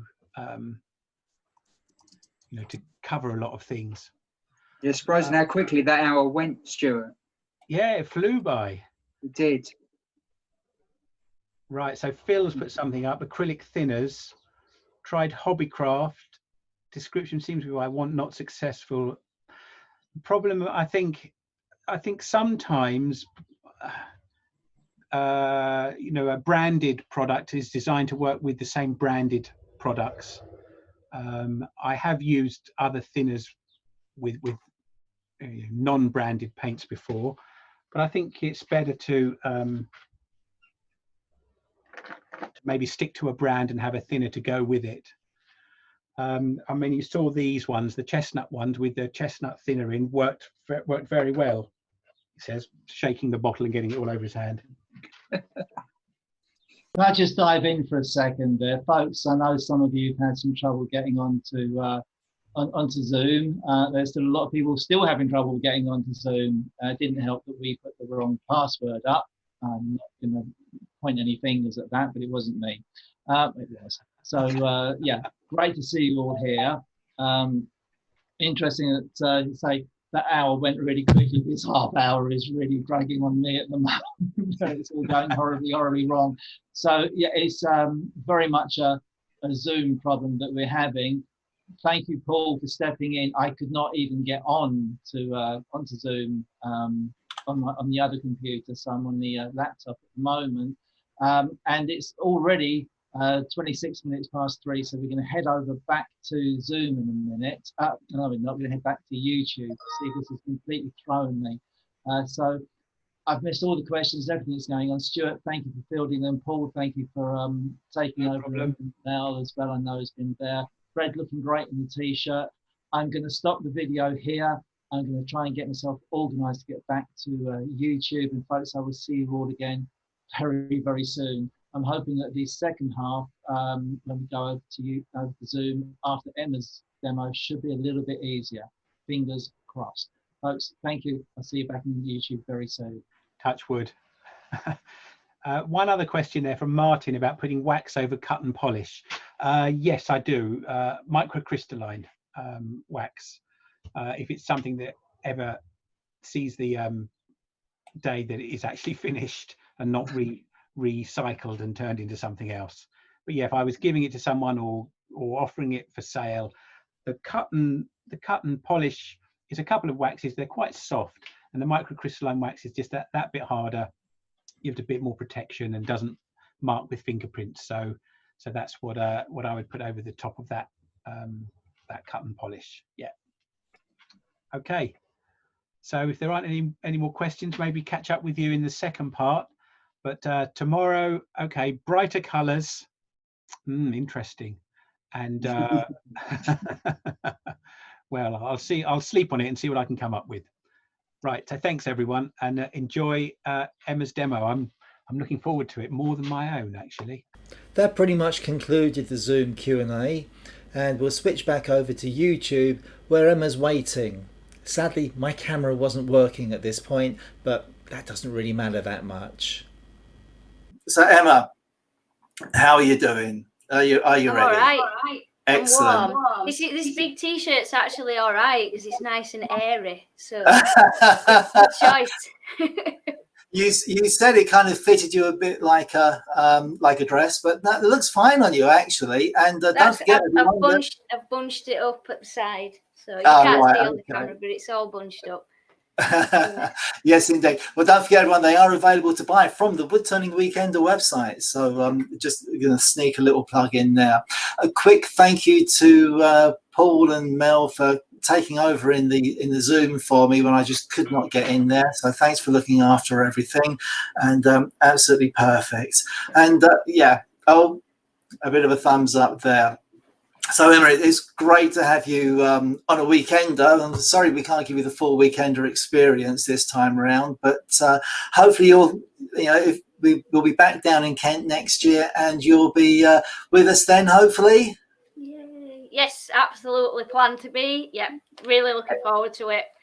I was gutted that I missed out last year, but it was one of those things. So it's nice to be here for this weekend, the virtual one. But yeah, definitely looking forward to meeting everybody next year properly. Fingers crossed. Yeah, let's hope so. It's great to have you here. Thank you very much indeed. So if you're ready to roll, I'll take up no more of your valuable time. We're going to go away and try and sort out what we're going to do about the Q&A afterwards. It beats me at the moment, but we will sort that out. So I'll hand everything over to you, Emma, and we will catch up with you later. Brilliant. Take it away. Right. Thank you very much. Right. Good afternoon, everybody. Happy Yorkshire Day. It's Yorkshire Day today. What a perfect day to be streaming, really. Please bear with me because I've just got to change my headset over to my phone. So I'll just be 2 seconds while I do that. Let's pop that on there.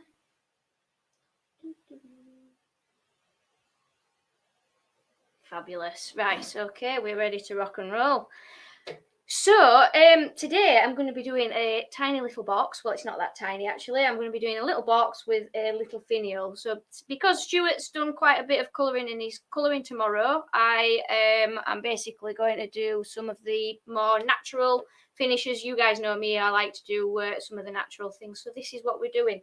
Now, the biggest challenge today for me is to do a demonstration in an hour. So I suppose I should get cracking. So first things first, I am on my own today, so you'll have to bear with me for camera changes, etc. We've got 3 camera views. Hopefully you can still hear me when I put this on. There we go. And first off, I've got a piece of sycamore on the lathe, which is 3-inch square by about 4 inches long, 4 1/4 inches long. So we're going to rough that out. with our spindle roughing gouge. We're going to keep the speed quite high, so we're actually starting about 2000 RPM.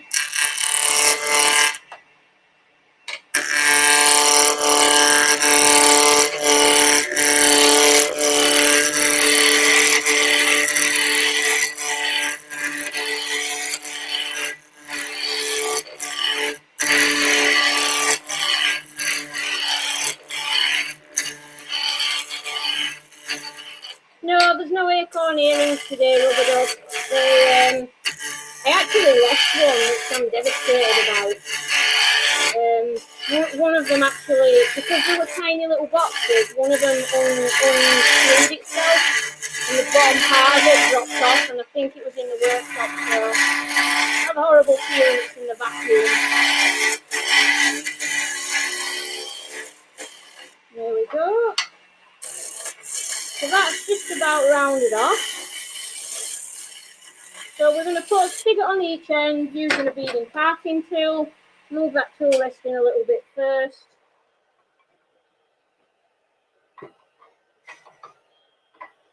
I can't, the chin strap's under, it's under Sheila, it's a little bit too big for me.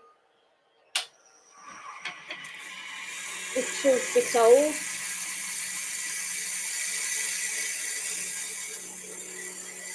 I should really have be doing this whole demonstration in Yorkshire, to be fair, with it being Yorkshire Day, but I didn't have time to prepare subtitles, so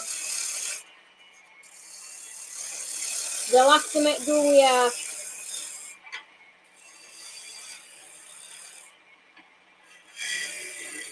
So we've got a 1/4 inch spigot on each end, and we're going to go straight into the jaws of the chuck. These are the C jaws on the Axminster,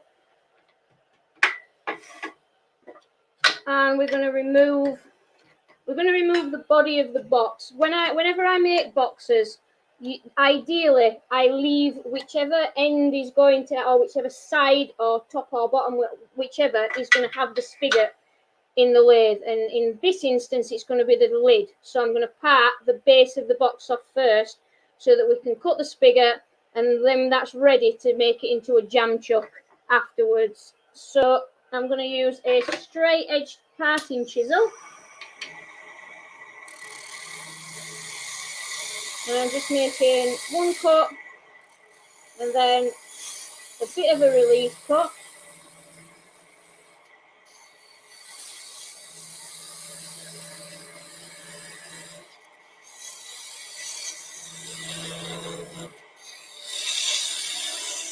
No, you're all right, Sheila. I appreciate the concern.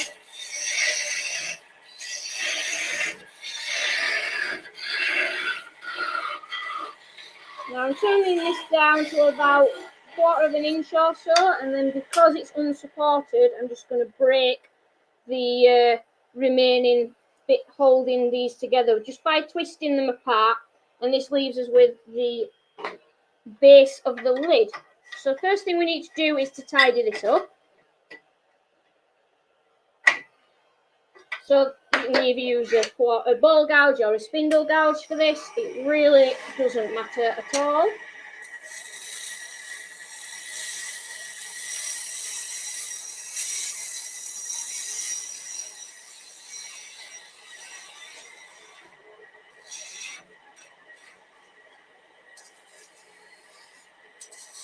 And I'm just starting to make it slightly concave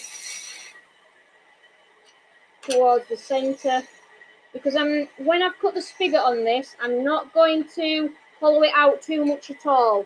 So I'm just making that initial cut, and then I'm going to go in at the side with a straight edge parting tool to basically start to cut the locating spigot, which is what these going to locate from the lid into the base. Now, whenever you're making a box, you need to try and stay within the parameters of your chuck. So don't turn your spigot too small, because the smaller you turn the spigot, the smaller the recess has got to be for the spigot, and we want to be able to hold this on expansion basically.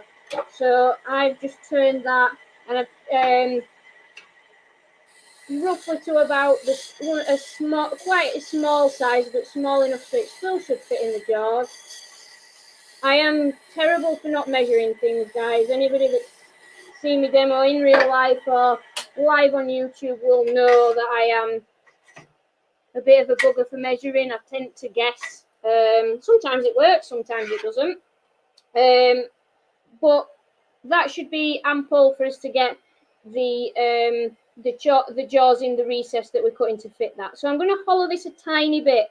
We're not going to go too far because we are going to cut a little bit of a locating hole in the top of this box, and we don't want to cut it all the way through and end up meeting the underside of the box. So I'm going to just keep that just a slightly concave, and then I'm just going to put a little bit of a pattern in there, and then we'll give that a super quick sand. In fact, actually, before we do, I want this box to have, if I hold that up there, a little bit of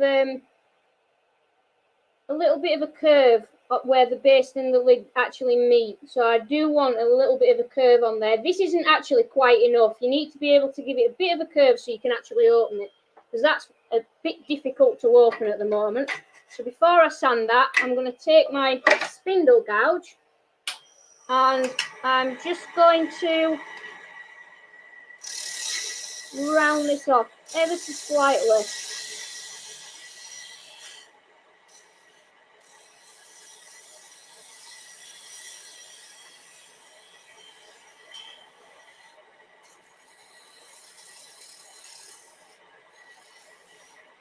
There we go. That should do us. And now I can sand. So I'm going to only do a couple of grits. I'm going to do some 180 and 240. I'm just going to put my extraction on.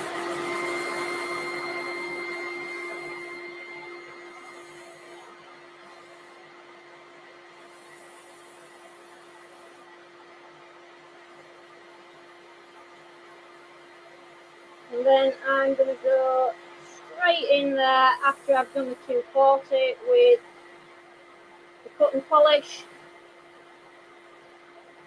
which anybody again who's been watching me for the last few years will know that that is one of my absolute favourite products, because I absolutely hate sanding and having all this machinery on, etc.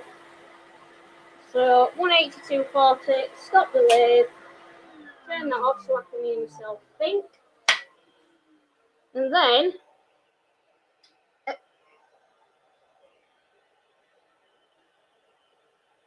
oh, okay, right, yes, I will show you that definitely. Thank you. I have Mandy in my ear being very helpful, being my earworm today. So it's quite nice, is this actually, instead of trying to watch the chat all the time. So thanks, Mandy. So I'll go on to that in a second. Cut and polish. We put that on without the lathe moving. This is with an 1/8 of a cloth, Stewart.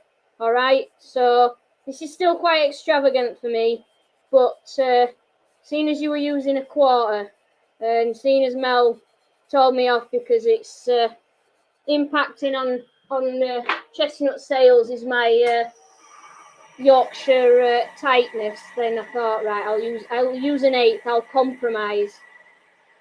Although you might have noticed it had already been used once, all you eagle-eyed lot.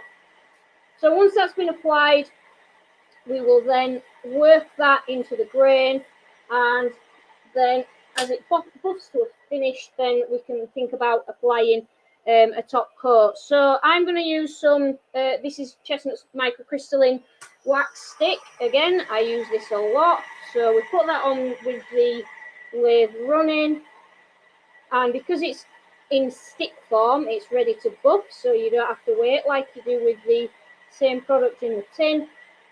And that is the underside of our lid done and dusted. So we'll take this out of the lathe and we will put our base section in. and I will show you the asymmetrical grind on my ball gouge, because I'm going to be picking that tool up straight away. So a quick spin, make sure that that's trued up, put the lid somewhere safe that you're not going to lose it even. So the grind on my chisel, this is the grind. Now normally I apologise because you'd have Roy here to zoom in, but he's not unfortunately well enough today. But I hope that you can still see. On one side we've got a very short bevel, and that runs all the way around the back, so it's like a traditional grind. But then one side's elongated, and it's not because I'm really bad at sharpening. I sharpen freehand because I particularly like this grind, and you've kind of got two chisels in one with this. The short grind is a very supported cut, so the cutting edge isn't going to get blunt quite as quickly because there's a lot of metal behind it, stopping it from fracturing as quickly. But this long grind, like Stewart was using on his platter with the drawn back wing, you can turn the chisel over and you can open up this entire cutting edge. So instead of only cutting with this top edge here, which is like 2 or 3 mil, you roll that over and you've got about 10 mil that you can really tear the wood out. Or if you close the flute completely and remove the bevel, you can actually use it for scraping.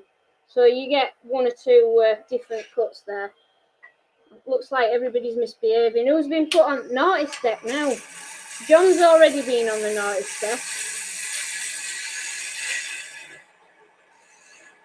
I'm not making a mushroom. I will never make a mushroom again.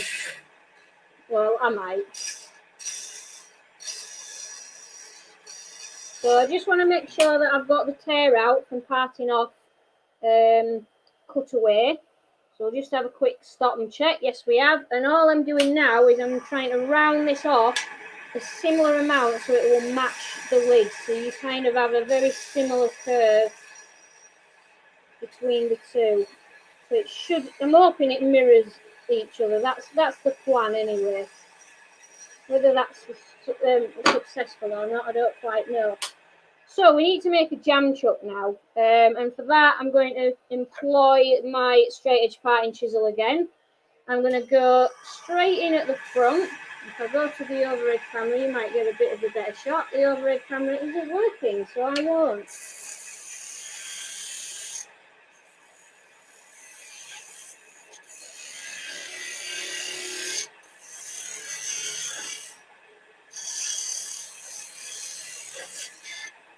So I'm just going to have a look, and oh, no, I'm not. I'm going to remove the remainder of that centre part.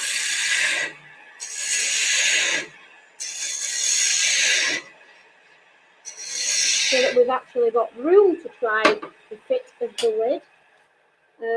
I'll go on to the front for a minute because I'm going to be standing in the way. And basically, I'm just lining up the spigot with the recess. So I'm holding that onto the bottom area of the recess and just closing it up to see how much I've got to take off, which is about 1/8 of an inch. So go back with the parting chisel.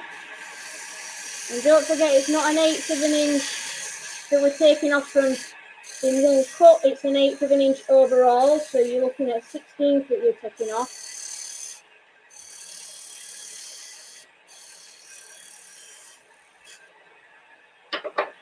And we'll stop and try that again. A little bit more.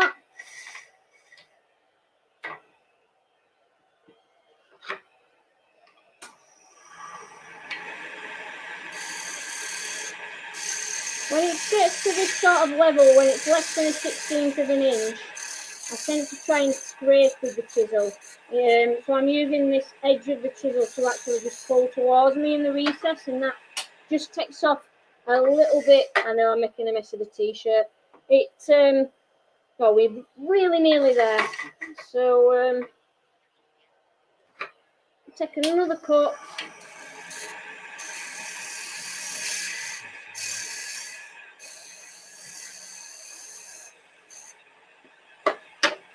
Try again. Right, that is a good enough fit for a jam chuck, so I will knock that on. Hang on a minute, why ain't that going on properly?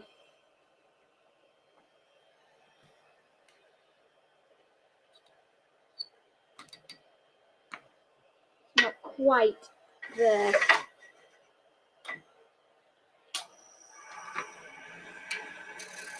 Now the danger that I have now is because I've had to take that tiny little cut, I've stepped it ever so slightly and it was binding on that step. And now I've done that, it might not jam very well. It may come off. So yeah, that's not the best of fits.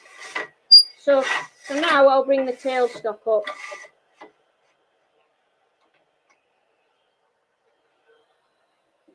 Yes, tech support has arrived and is in trouble for arriving as well.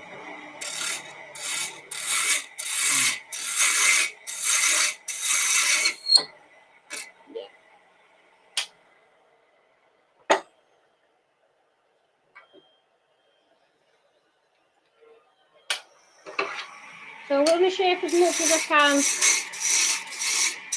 as so with the tailstock support up. And I'm kind of going for a bit of an OG shape. I'm trying to be careful not to make this area too thin because that's what we're going to be opening the box with. So you want a little bit of support there.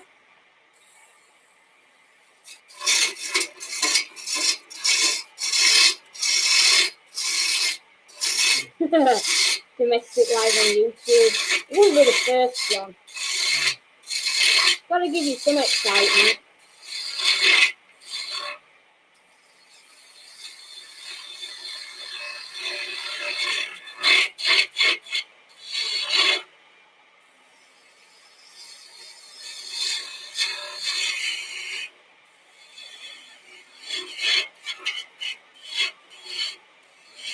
Now, if I had been smart, I'd have changed centres.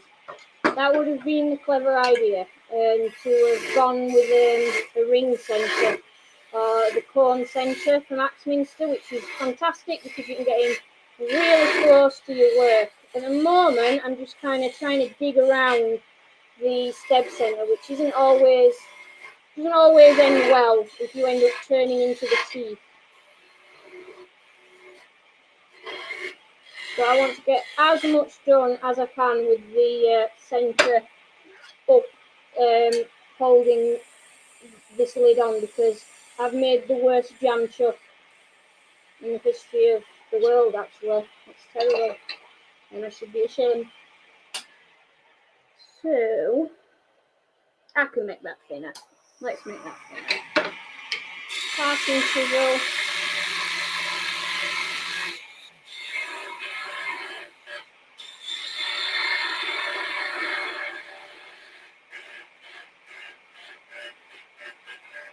Got it. So I've basically got a tiny little bit of a figure in there holding this on. But that'll allow me to sand the top of this. So I'll give that a quick sand. And what I'll do with the base is we'll turn it, but I won't sand it. I might sand the inside, but that'll be it. Because I want to move on then to the finial.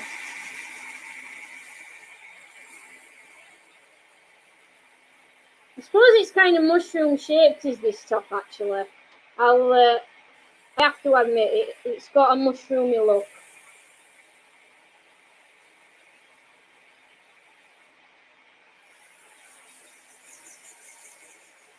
Everybody's very happy to see you, Casper.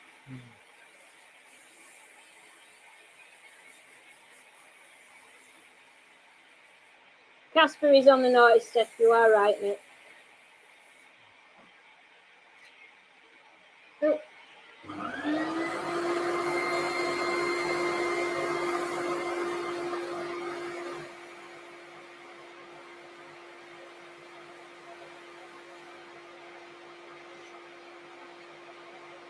So 180, 240. Oh no, 120 will make 240 actually. I didn't think that I'd picked up the 240 properly. And then we'll take this away and we'll see what we can get away with here.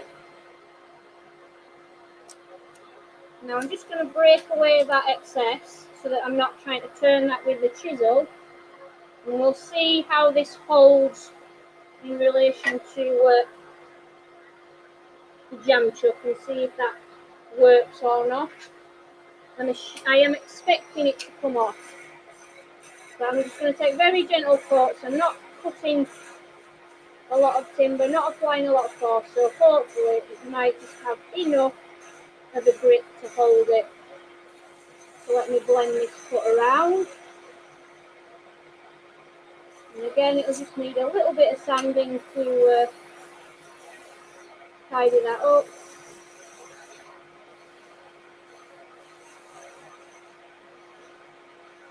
And then if you wish, for the area that's joining the where the lid is going to join onto the finial, you can use a drill bit to hollow it out, or if you wish you can use your parting chisel. For time, I'm just going to use my parting chisel.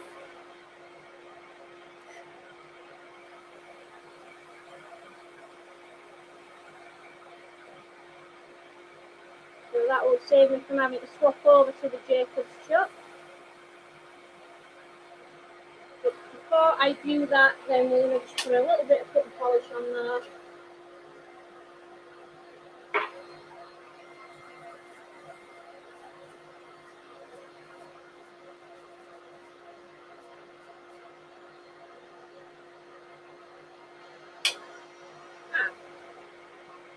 It ain't wide anymore.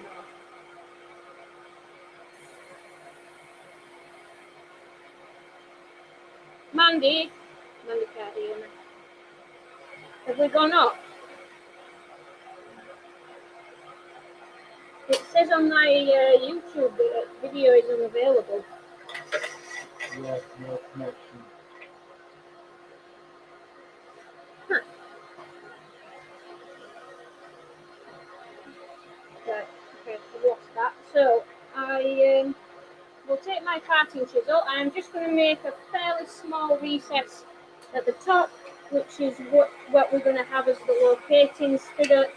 Well, sorry, I know, because I know I'm going to stand in front of the foot now.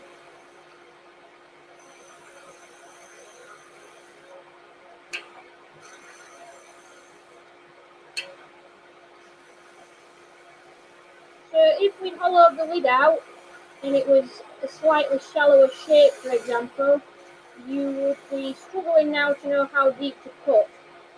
So that is why we've got and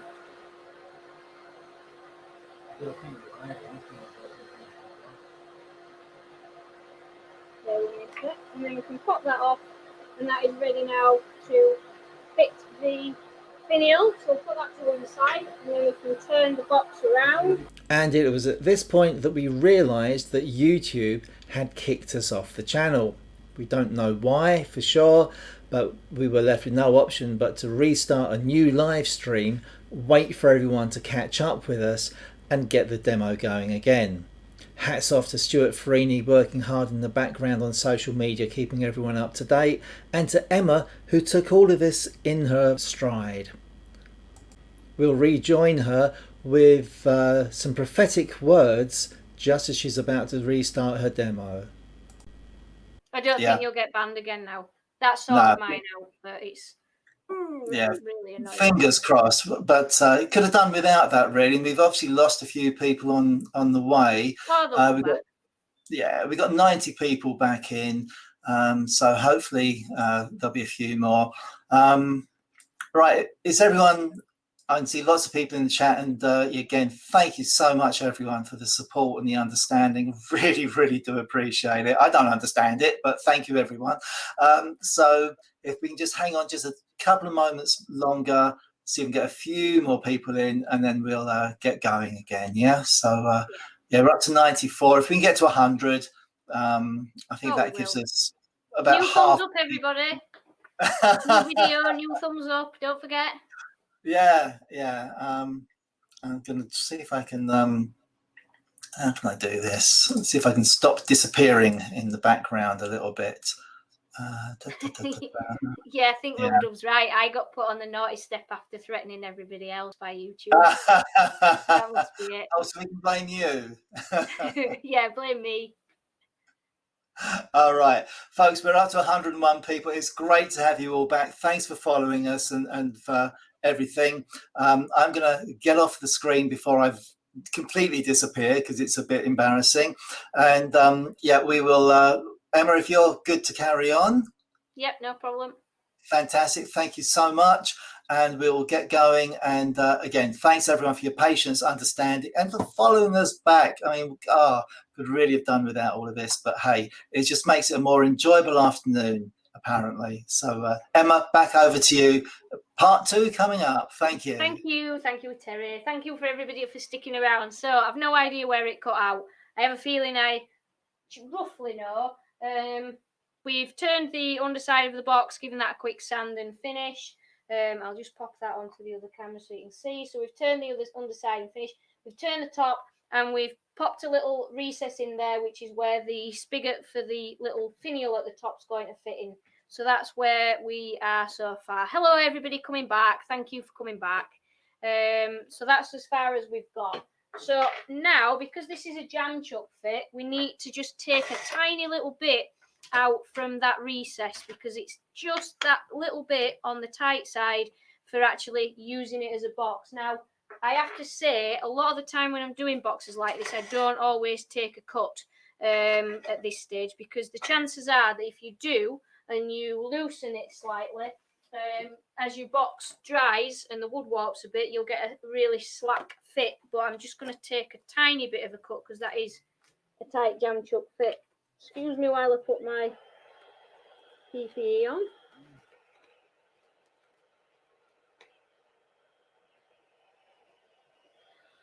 You might be right, Derek. It might have been a language barrier and they were concerned because we didn't understand what I was saying.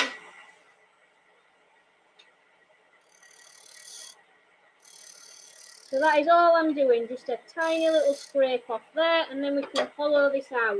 So I'm going to go on to the spindle gouge, and I need to lift the tool rest slightly so that it's in line with the spindle of the lathe. So we'll lift that a little bit, and this is what we're going to hollow this out with, a little bit more.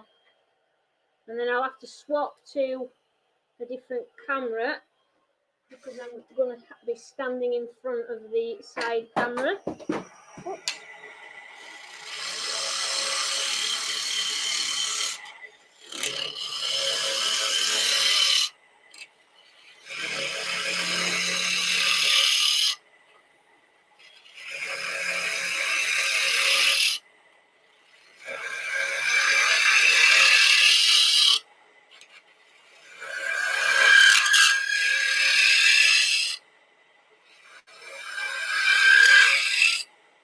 So I'm basically now at the limit of this tool because it's starting to screech a little bit. I'm using it with the flute at 45 degrees. So if you imagine looking down the tool, the shaft of the tool towards the tip of the tool, this is facing about 11 o'clock. And that's giving me a nice safe cut and the bevel's still rubbing. Now I don't want to undercut this box. It's just going to be cut straight up to the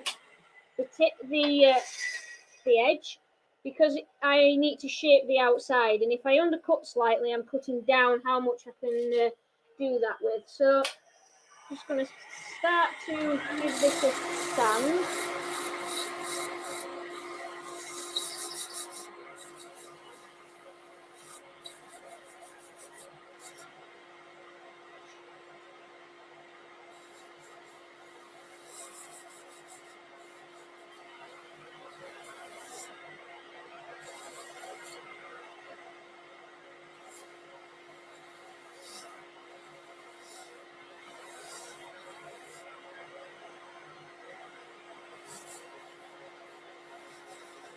Yeah, Cliff, as Cliff said, it's a better thing to sand it to fit after it's been allowed to dry.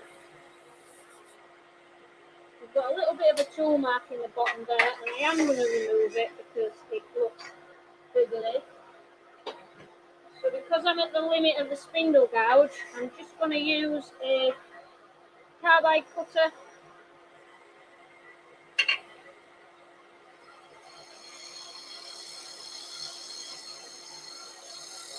Just to get rid of that tool mark because it's there. Simon, I haven't played too much, I'm just watched that, there it is, with the back cut on the boxes, because if you're pulling the cut out, if you're pulling the chisel out, you're cutting with the grain, so that's much better, I think. So it gives you a nice finish.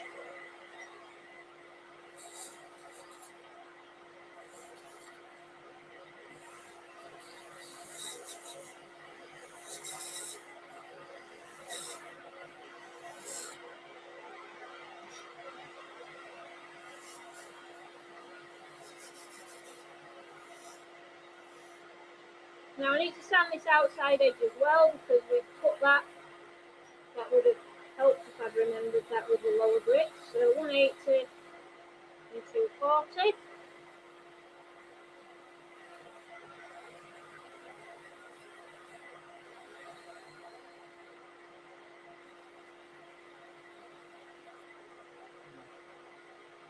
And then we'll jump onto the cut and polish.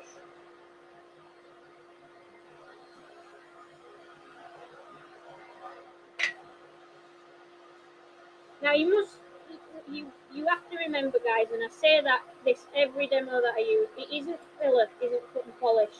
It cannot, it's good stuff, but it doesn't work miracles.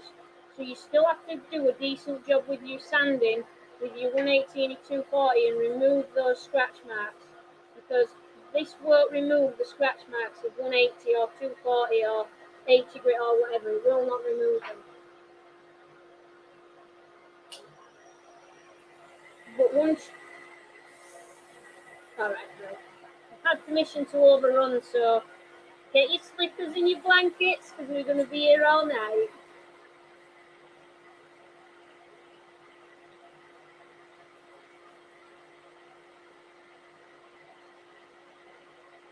If I didn't have a carbide cutter, so that's an excellent question from Mark. If I didn't have a carbide cutter, the only real thing that you can do is you can move up a size in spindle gouge. That's one thing, because it's the way that the spindle gouges are actually made that makes them a little bit on the unstable side. And so if you increase the size of the bar of the spindle gouge, then you've got a more solid tool to begin with. Without that, then you'd be looking at scrapers. So you'd be looking at round nose scrapers, basically. There we go. So pop that on there and open that out. Now we've got to be careful now, guys, because it's not going to be the best fit, I'm afraid.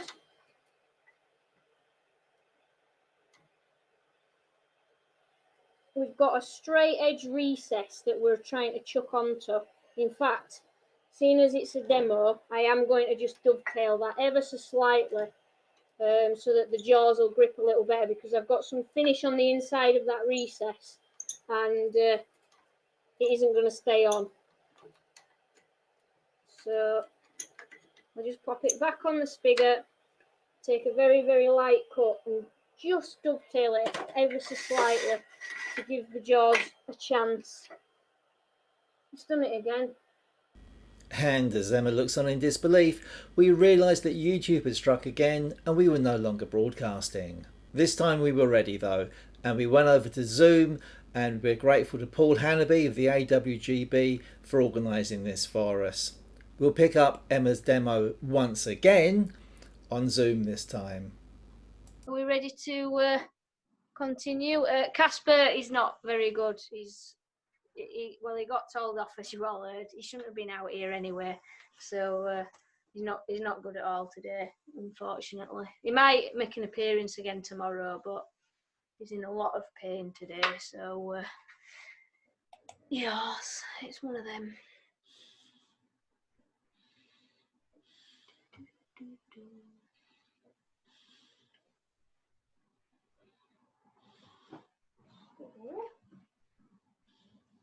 I would say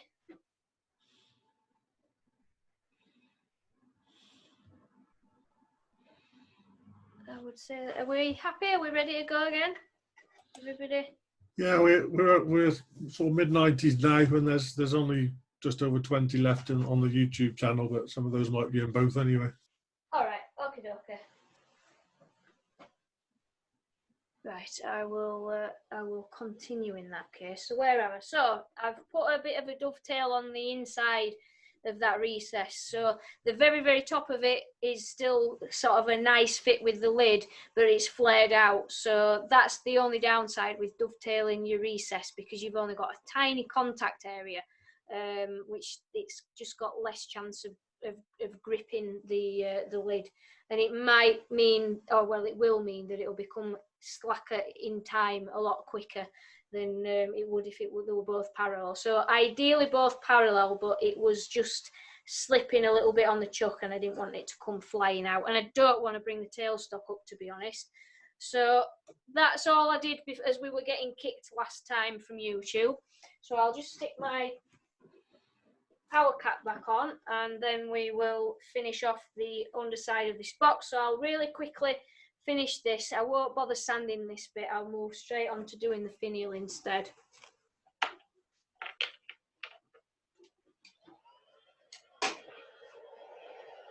So we'll just turn this using the 1/4" ball gouge.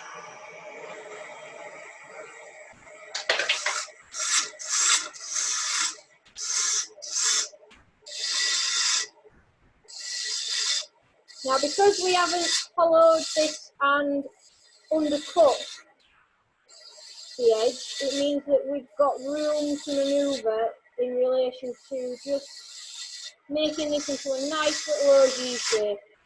If you undercut, you've got the possibility that you can end up accidentally cutting through and making one of the old napkin rings. So we don't want to do that. So just trying to make this look quite elegant. Again, we don't want it to be too thin towards that ridge because it can easily break.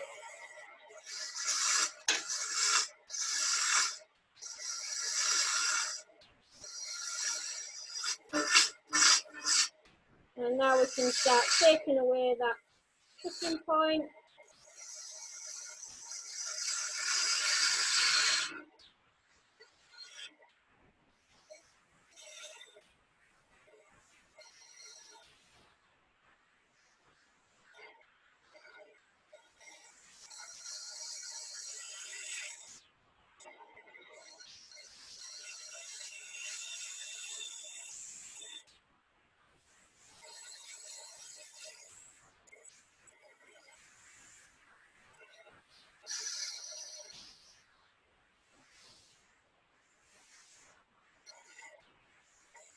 There we go.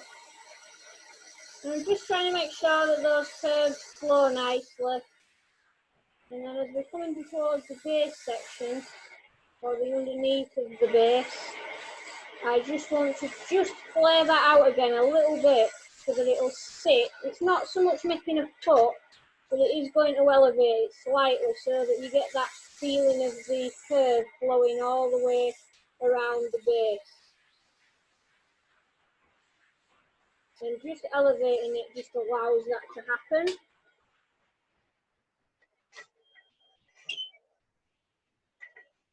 And again, I'm going to cut this and make it ever so slightly concave.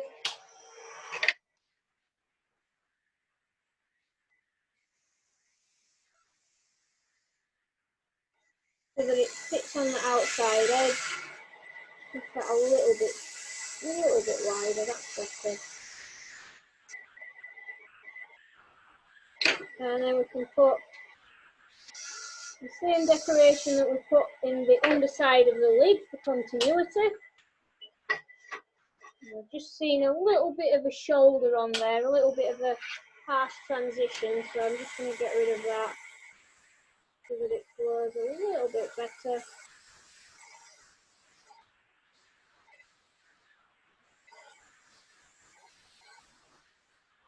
There we go.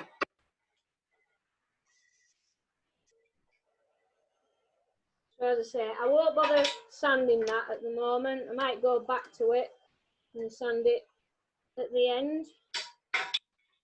But thus far, we have a lid and a base, and like I say, that's elevated slightly, so it should allow the curve to flow around it. And now I'm going to bring the tailstock up.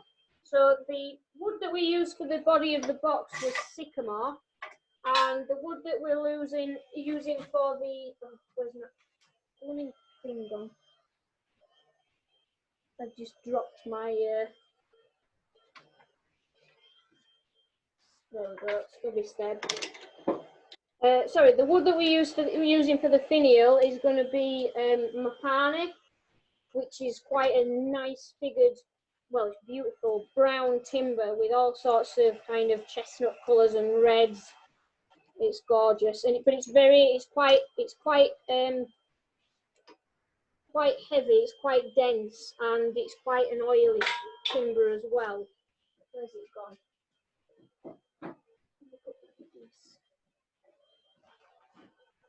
So that is our mapani, although I did have one that oh, that's what dropped on the floor, not the funny. So this one's already had its centre points found.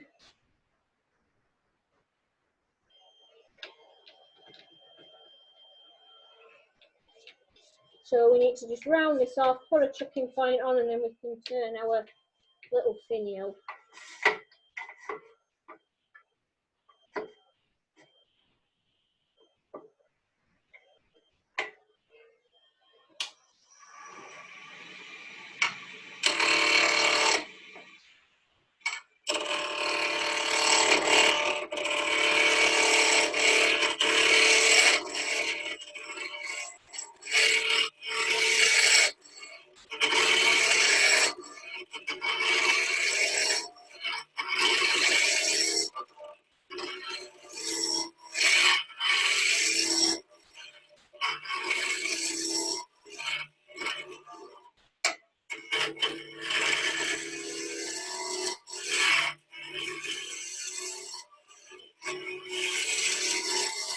So that's the single looking now, just to look it out.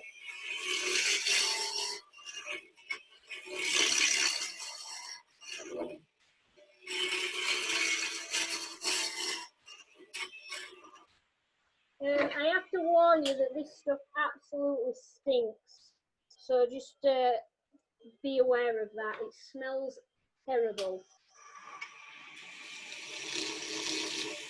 And then just pop in a little spigot on the end there. So that you put that into the jaws of the chuck. Yeah, it smells awful, does this stuff. Another little fact about mapani is it doesn't float.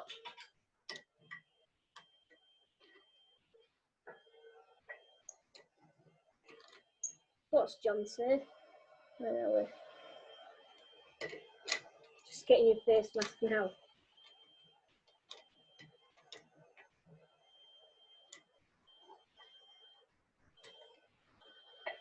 There we go. And that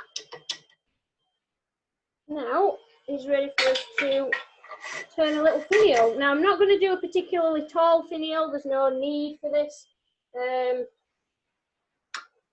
The little box itself is a little bit out of proportion. I wasn't really thinking very straight when I've turned this, and really that lid needs to be a little bit thinner for it to balance properly. I'm not really keen on the height of that. I prefer the slimmer lid So I might put that back on the lathe and return that at a later stage. But for now, the time being, it will have to do.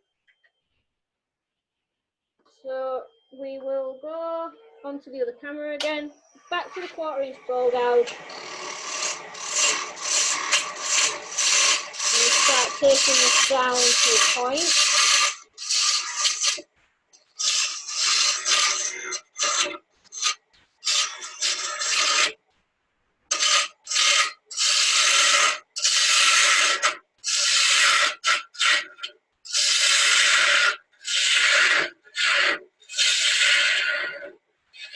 So because it's a pinion, we need to work methodically and not take all the strength away all at once. So I tend to work in sections with these. So I've just tapered this off initially and just bringing the tool rest around the front. And then I'm going to begin to shape this section. So I'm working on the very tip. And I've swapped to the spindle gouge so I can really turn the chisel and get right into all those nooks and crannies.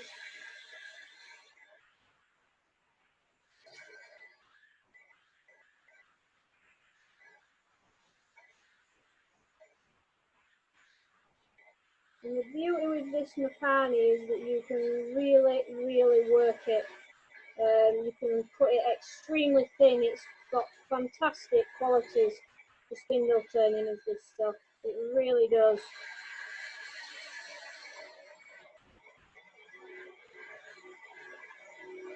There we go.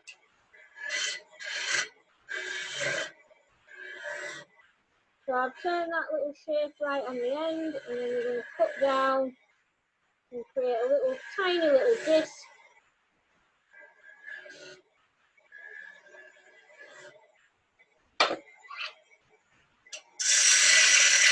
And swap back to this ball gouge just to do a little bit more roughing out so it keeps my spindle gouge sharp.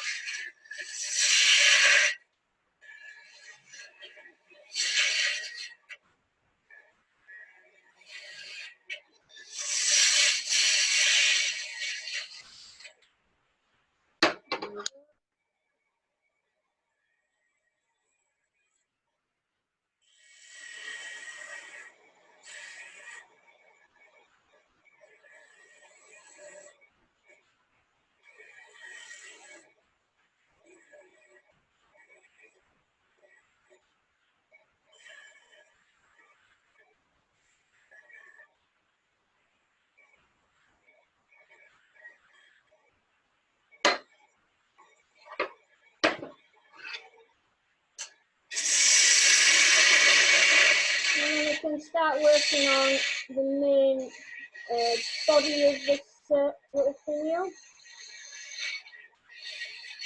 Get that nice and delicate. But when you are turning something very thin, you need to make sure that you are happy with all the work past that point, because once you get to that stage, you can't go back. So do all your adjustments now.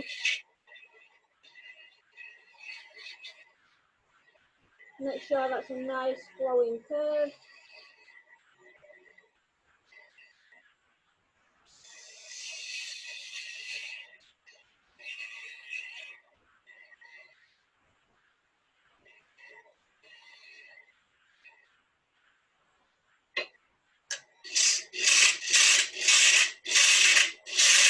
And then some more room for the chisel.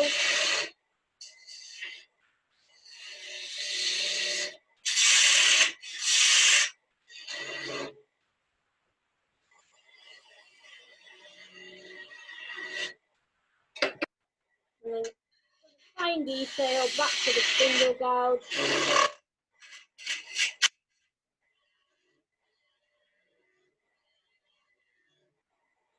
And start to cut that spigot for locating it into the resetting the lid of the box.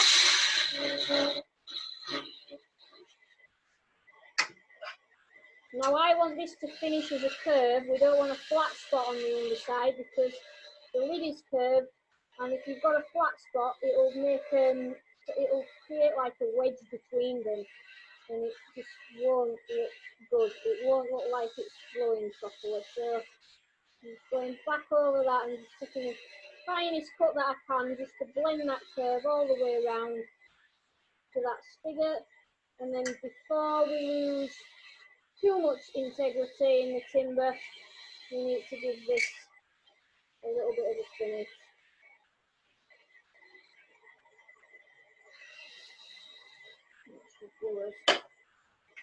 Move that out of the way. So bit of 180, trying to avoid the lower grits because that can basically take away a lot of the detail that we put in there. And because it's quite an oily timber, you can end up taking, you can cause quite deep spore marks in it with the lower grits because it's so densely packed with all the fibres of the wood. So you want a good finish from the tool ideally, and then straight onto your grits. Very, very careful sound this.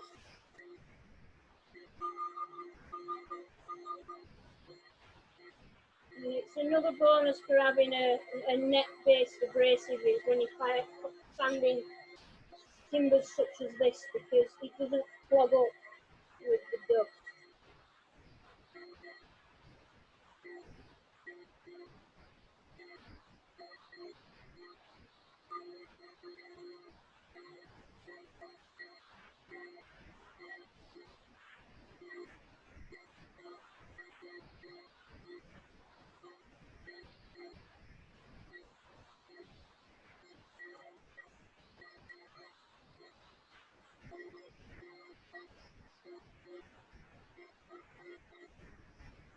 So we'll go onto the Yorkshire, we'll go onto the cut and polish. We've got Yorkshire made because it's Yorkshire Day. Pop that on there.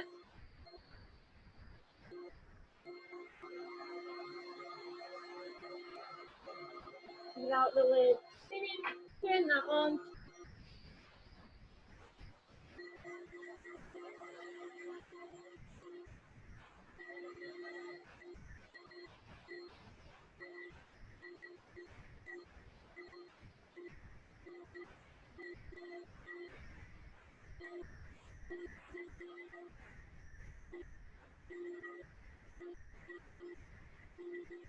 And your materials, heat cracking. It's got such a high oil content as the Makani that you probably find that it won't heat shake. Things like the Dinger, they are very dense, but they are terrible. So that again is another positive for using more of a net abrasive than standard abrasive because they do keep your a little bit cooler than your standard abrasives, because your standard abrasives, with them being quite thick, some of them, you can find that you can hold them on the timber longer, and as a result you can build up a lot of heat, and it tends to be the sanding that causes the heat shakes more than anything. So the net abrasive doesn't allow you to physically do that because it gets so hot to hold if you're pressing on too hard that you're constantly moving it around and keeping it cool. So no, it won't. But this has a high oil content which keeps it really stable. It's really stable timber. So let me just check that recess. That should about fit. And we'll pack this on. Where's my packing knife? Buried in the ceiling somewhere.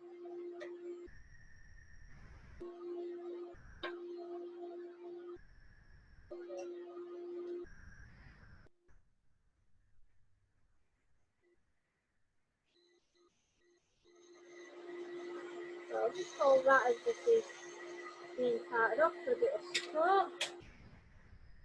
And then I've got a tiny little bit on the underside of the spigot, so I'm just going to turn that off and take this cap off, and I'm going to grab a carving chisel and I'm very quickly just going to take that edge off. There with me a second.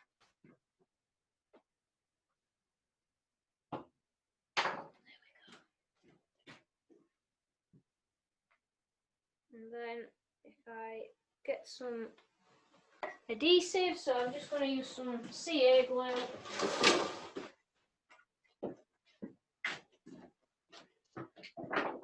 Put a tiny little bit on that spigot. I don't like putting it into the recess, because if you put it into the recess, you can sometimes cause problems because you basically over flood it. And then I'm going to line the grain of the sycamore up so that they're both running the same way. And that will give us our little pot. So if I change cameras, you'll get a little bit of a better view. Now, I might just jump on and finish sanding that.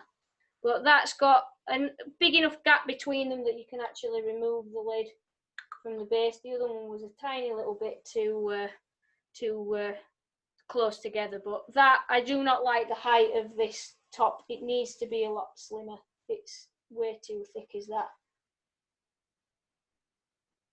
But I do quite like doing little pots like these. I haven't done one for a very, very long time, to be honest. But I do like doing them. That was the earlier one. So that gap is wrong. It's too small. So the gap on the new one would be a better gap for this one. Sorry, hang on. I'm getting out of focus here. It's on autofocus.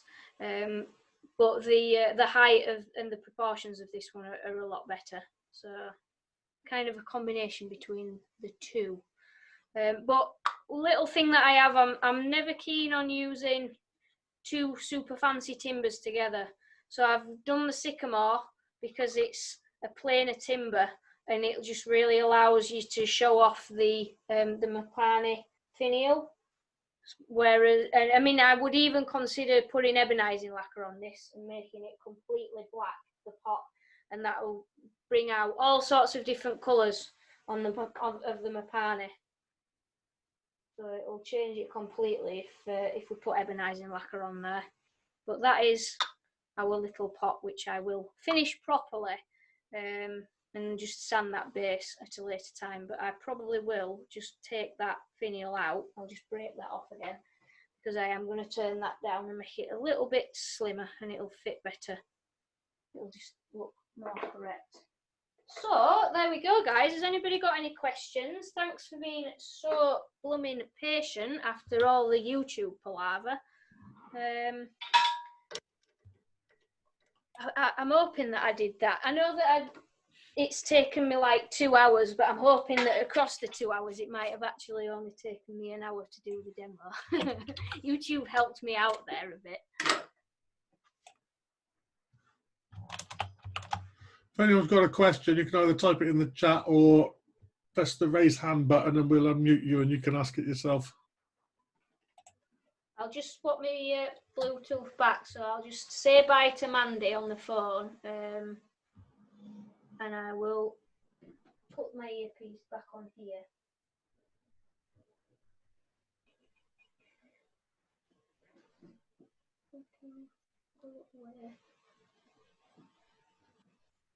There we go.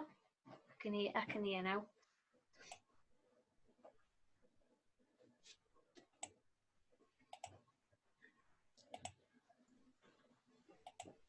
Ah, don't worry, it's one of them, isn't it? Okay, Emma, can you hear me? I can hear you now, Terry. Yay, hooray. Hey! I managed to get in here. I've no idea exactly why this seems to be putting my face as like I'm sort of absolutely staring straight into the camera. So I'm hoping that you can all see me okay. So yeah, thanks for dragging yourself over here, Emma, and carrying on for us. Really do appreciate it. It's been an interesting sort of afternoon, not quite what we expected it to be, but we got there in the end. I'll let you get onto the Q&A in a second. I just want to say thanks to everyone genuinely for following us over here. We've got 92 people have made the move across, which is absolutely brilliant. And thank you. I'm glad everyone seems to have really enjoyed it, which is absolutely fantastic. And just thank you so much for the support and the very kind words that you've all given us. Really, really do appreciate your support. No idea what the real problem is, whether it's a malicious reporting, someone sort of just trying to close us down for whatever reason, or if it's YouTube genuinely think we've done something wrong. All I can think of is that they're blaming it on the fact that we're restreaming a live video, but of course we're doing that with the complete permission of the demonstrators. But they don't bother to check; they just take the video down first. So that's really unhelpful. So not sure exactly what's going to happen tomorrow at the moment. I am in contact with YouTube. The best thing I can suggest is if you check the Woodturning Weekender website, woodturningweekender.co.uk, I'll put something up on there later on to let you know exactly what the plan is for tomorrow. At the moment, I'm not sure. I'm hoping that we can carry on with the quiz as planned tonight. The idea that we're doing it, the way we're doing it, I've seen lots of other people do exactly the same thing, so I can see no reason why we'd get taken down from that. We will wait and see. So yeah, folks, thank you very much for following us. Thank you for your patience and support. I'm going to check through the comments in a minute. I'll hand you back to Emma for Q&A. So please, any questions for Emma, please dive straight in. Oh no, hang on, she's run away now. Come back. I'm getting a chair. I'll just keep padding while you go. It's okay. No, I'm sorted. All right. I'll hand you over to Emma. Paul, thanks once again for stepping in, letting us use the Zoom stuff, and for running the meeting for me. Really do appreciate it. We'll see if we do get some time for some breakout rooms afterwards. We can have a chat as well. In the meantime, I'm going to mute myself. I'm going to disappear, and I will see you all very, very soon. Thank you. Okay, thanks, Nate. Right, yeah, Q&A. Does anybody have any questions, or has everybody forgotten the entire demonstration, which I pretty much have? So even if you have got questions, I probably can't answer them. What did we do? Oh, that was testing. Thanks, YouTube, for that. I'm sitting comfortable. I got a new chair for my workshop because I've been sitting on a horrible stool, a cheap stool from IKEA, which was good because you could lift it up. It was one of them wooden ones that you had a screw thread on it, so you could wind it up and wind it down. But it was giving me a sore back and a sore bum after sitting on it for ages. So I got a nice new one, and it's like a salon chair, and it's a swivel chair, so it's entertaining me for hours. Thanks. I like the designer t-shirt too.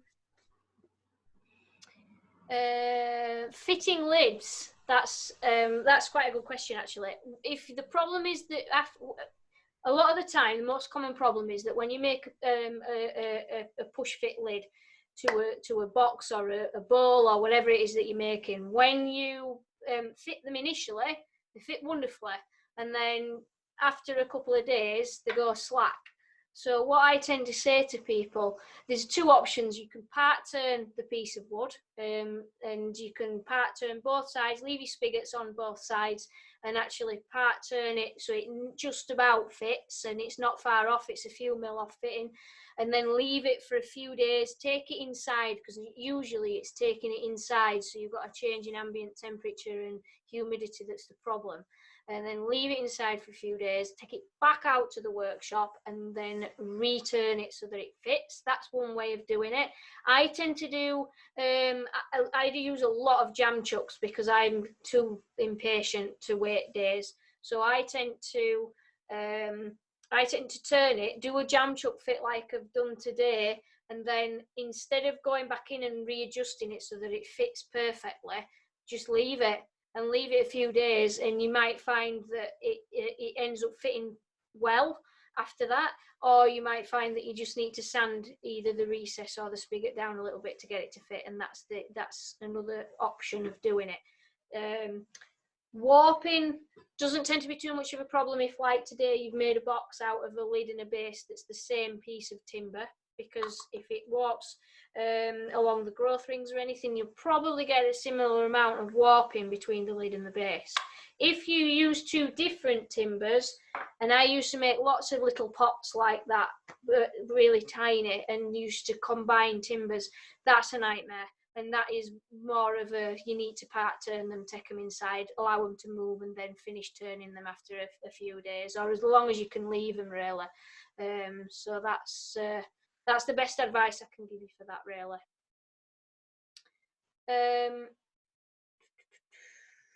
I just saw somebody asking about measuring the diameter. Simon, similar sort of thing, rough turn and let them settle. Yeah, it's not a bad idea. If you are adding finials on, I always try and make my finials so that you've got two curves coming together. I don't like making them flat. So a flat joint is always, or a lot of the time, has the potential to open up. So if you are going to be putting a joint in between a finial and a box, that is rounded to the spigot, and then I've just cut the recess so that actually the spigot's slightly smaller than the recess, and I completely forgot to mention that. So the spigot's a little bit small, it's not quite a jam chuck fit for the spigot, and I've rolled the underside of the finial down into the spigot so that when you put the two together it kind of sits on that very outer edge of the recess, and it's the curve that sits on it, and there's less chance of it opening and moving. If you make your spigot perfect, sometimes it can push it out a little bit and you end up with a gap. If you are worried about it moving, then by all means rough turn it, don't glue it, just leave it and then make adjustments as you need to afterwards. Steve Murray, I very rarely measure things. I do a lot of work by eye, and it's just because I do a lot of it that you kind of get used to it. Believe me, it catches me out every now and then. So I'll rough cut or cut a spigot or a recess by eye. I mean, I only just got away with that recess tonight, or this afternoon even, for the inside of the box. I only just got away with that, to be totally truthful. The closed up just enough. Now I had my other chuck with the smaller jaws there just in case, but that was right on the money for fitting. It could have very easily not done. So I'm terrible for not measuring things. I very, very rarely measure things. So it's not brilliant. It's not the best technique to use, but it's a combination of trying to be quick but being lazy, to be totally honest with you, because I constantly lose things, and I do. My vernier calipers are actually there, so there was no excuse really. It could have been measured, and it should have been measured in a way, but yeah, I do a lot of work by eye. You do get used to it. You get used to cutting things and measuring things and seeing the slight discrepancies between them. Do I consider the function? That is a fantastic question. Yeah, that's a really good question, Pat, because to be quite honest with you, this is not highly functional a box really, in a sense, because it's got quite a tight fitting lid. So I try to, if it is going to be something that's going to be tight fitting, or it's something that you are potentially going to use as a box and you're going to use it for trinkets, etc., then yeah, something like a little button lid, a little button instead of a finial that you can really kind of glue on there, and you can take hold of it, and it's not going to break. You're not going to break the finial. That's definitely better for a functional box. If you are going to make a lid that's more decorative, then that's when you go for more of your finials. But that's a really good question, actually, Pat. Let's have a look.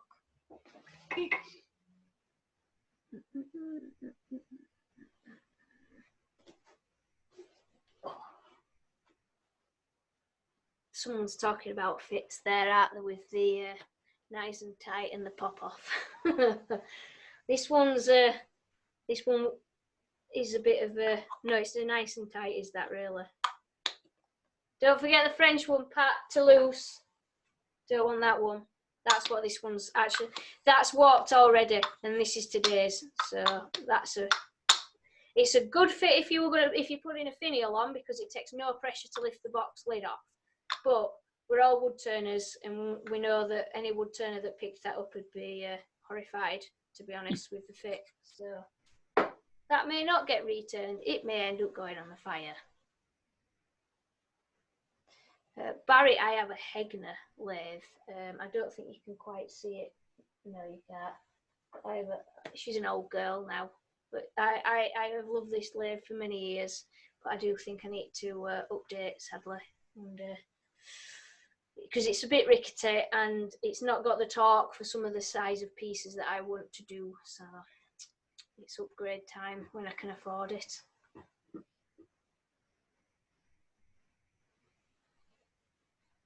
Well, Barry, it'll be for sale when the other one comes. Won't be for much because it's not got the proper stand, but I can't keep this lathe. I have nowhere to put this when I get another one, so it will end up going up for sale. It's not that rickety, but it is a bit. And that was pretty much it for the Saturday. We had our fun pub quiz in the evening, and we came back on Sunday and did it all again. New demos from Stewart and Emma, and a great time had by all. Video files for that will be up on YouTube elsewhere. Go and check them out.